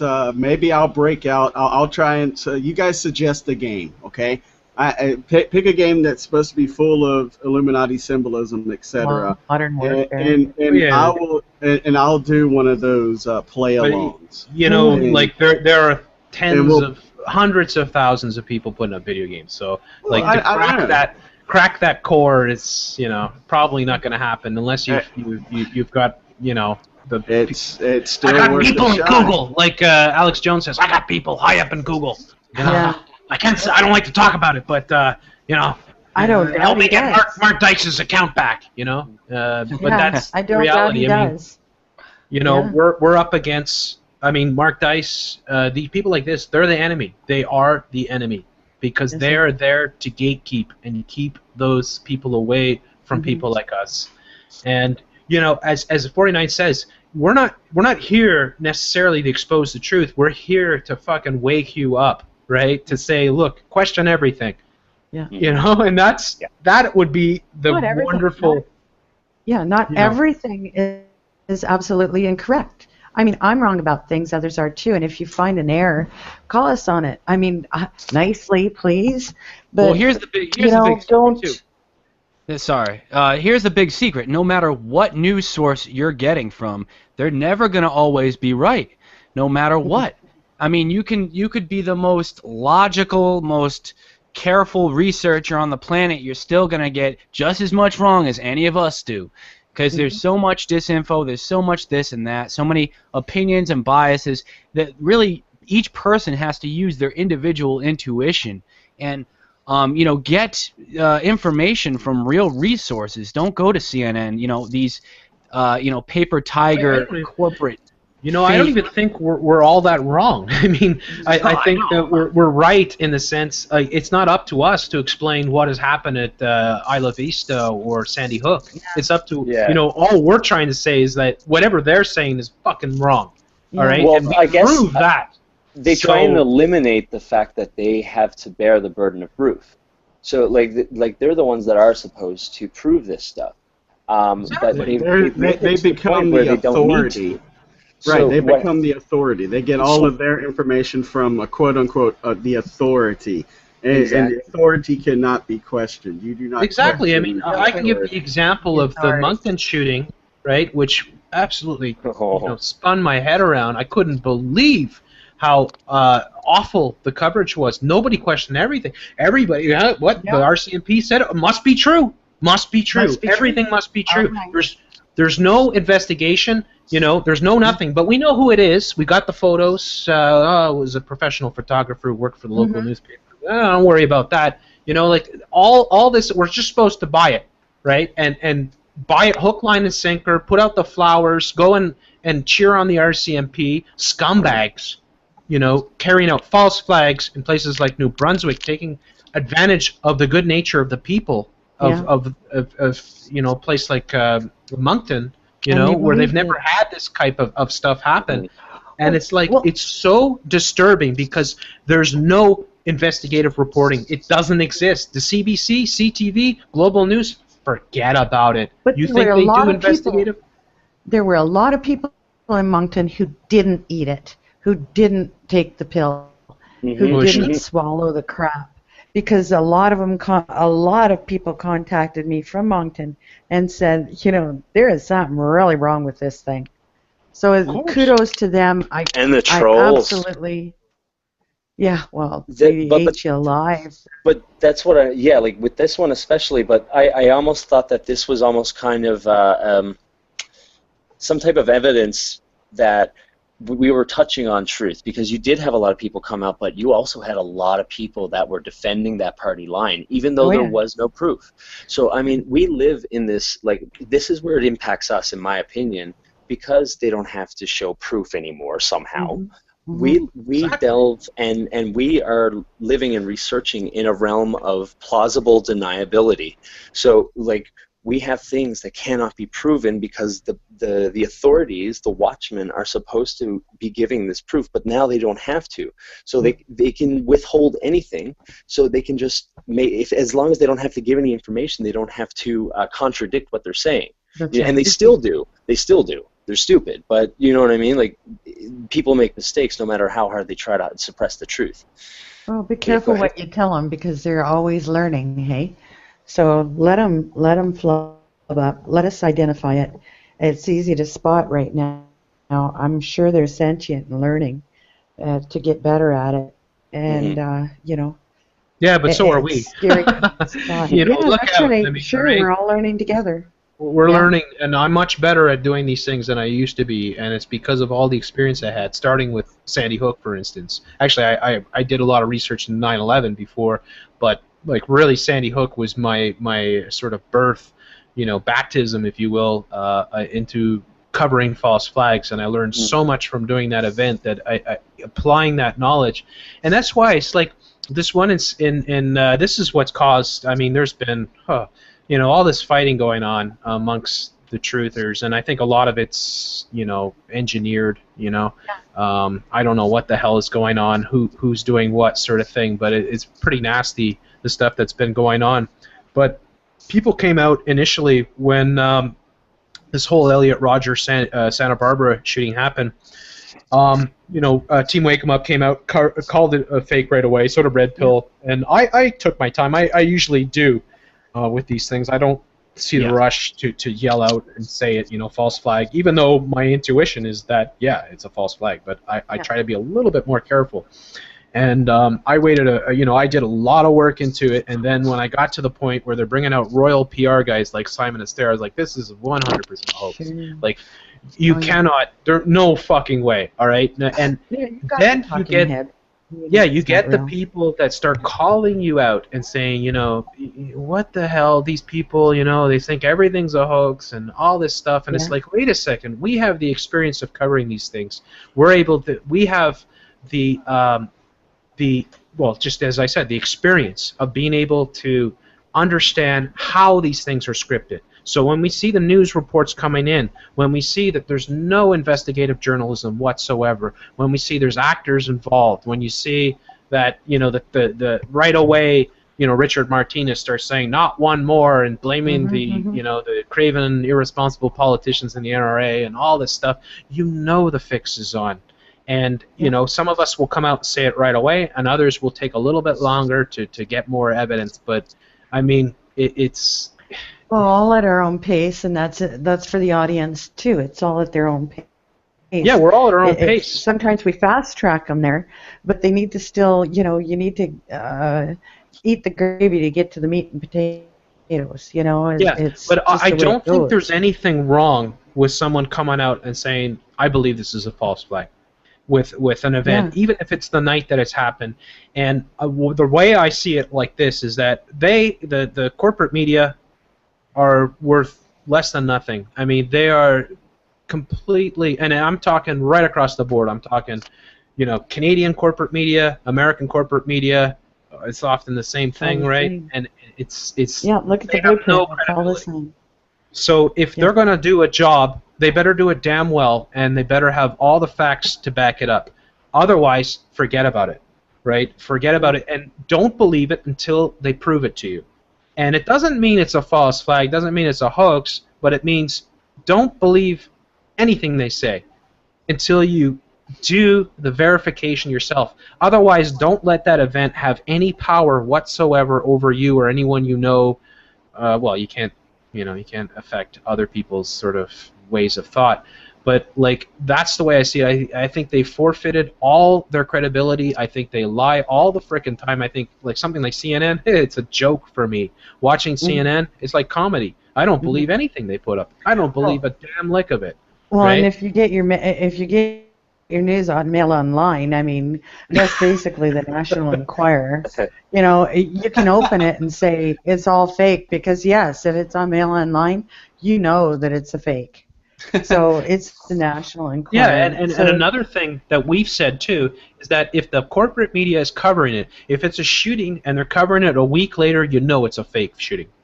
Because shootings happen all the time, every single day. Places like Chicago. 60 in Chicago, wounded in that. You didn't see that all over the media, did you? Because shot. The fact is those people don't have guns. The ones that do have the guns are the criminals. They're going to have them anyway. Didn't see that all over the news, did we? Yeah. Exactly. Well, 14 people died and like 84 people were wounded or something like that. Like, yeah. I mean, never even made the news to speak of. Of course not, because they didn't script it, so they don't have the actors. They can't sell it. You know, they can't. Maybe they'll try to use it. I don't know. They won't try to use it, right? Because they've already got the whole script for their shootings. There's going to be many more. We know they're coming. We know that Bloomberg has put his money behind it. We know that Holder and Obama and all the Feinstein, they're all behind it, and we know how they work. And if it's a week later and they're still going on about it, 2 weeks later, still going on a month later, they're still going on about Elliot Rodger on ABC News. I know because I check at least once a week, and they'll have stuff up on it, and it's like, well, that is a telltale sign of a staged event. Yeah, well, the whole thing is look at how gun control is doing for Chicago. Great, eh? Yes. That's the whole point, is they're not pushing it because gun control does not work. In the criminals' hands, they're going to get him anyway. It's the honest man who can't protect his property and fight these criminals off. So, it just boils my blood in regard to that. I do have to say I'm going to have to cut it short now. I'm sorry, you guys. Brian has to go. Terry has to go. Yes, no, I have to go too. Look at the time. Sorry. Great topics, great information, awesome panel tonight. Great. It was, wow, a lot of great topics to work with. I do want to say thank you to FBRN Radio, Brian and Terry, for all their help on this show. I really want to thank you guys for attending and all the guests that we had tonight. Tattoot, Justin, thank you so much. Jesse, thank you for coming. And all of the rest of our panel. I appreciate you contributing to this greatly. For myself, I won't be here next week. Terry will be doing the show. I have a survival course I have to go and teach, so I will be gone. So I have a commitment each summer for a couple weeks. So I do dish and bottle washer kind of thing, and I teach shotgun. So somebody got some private information on me. Shotgun's always my favorite weapon in video games. Yeah, I teach ladies sporting clays and trap and skeet. So that's what I'm doing next week. I'm sorry I won't be here. I have a commitment. I'll try to make it back during one of the weeks. But my summer is pretty much taken, and I really appreciate that Brian and Terry will carry on. And I hope all of you will join them again next week. I want to thank everybody for joining in and listening in the chat and for all your contributions. I'm sorry, guys. I have to cut it short. Thank you so much for attending. Thank you.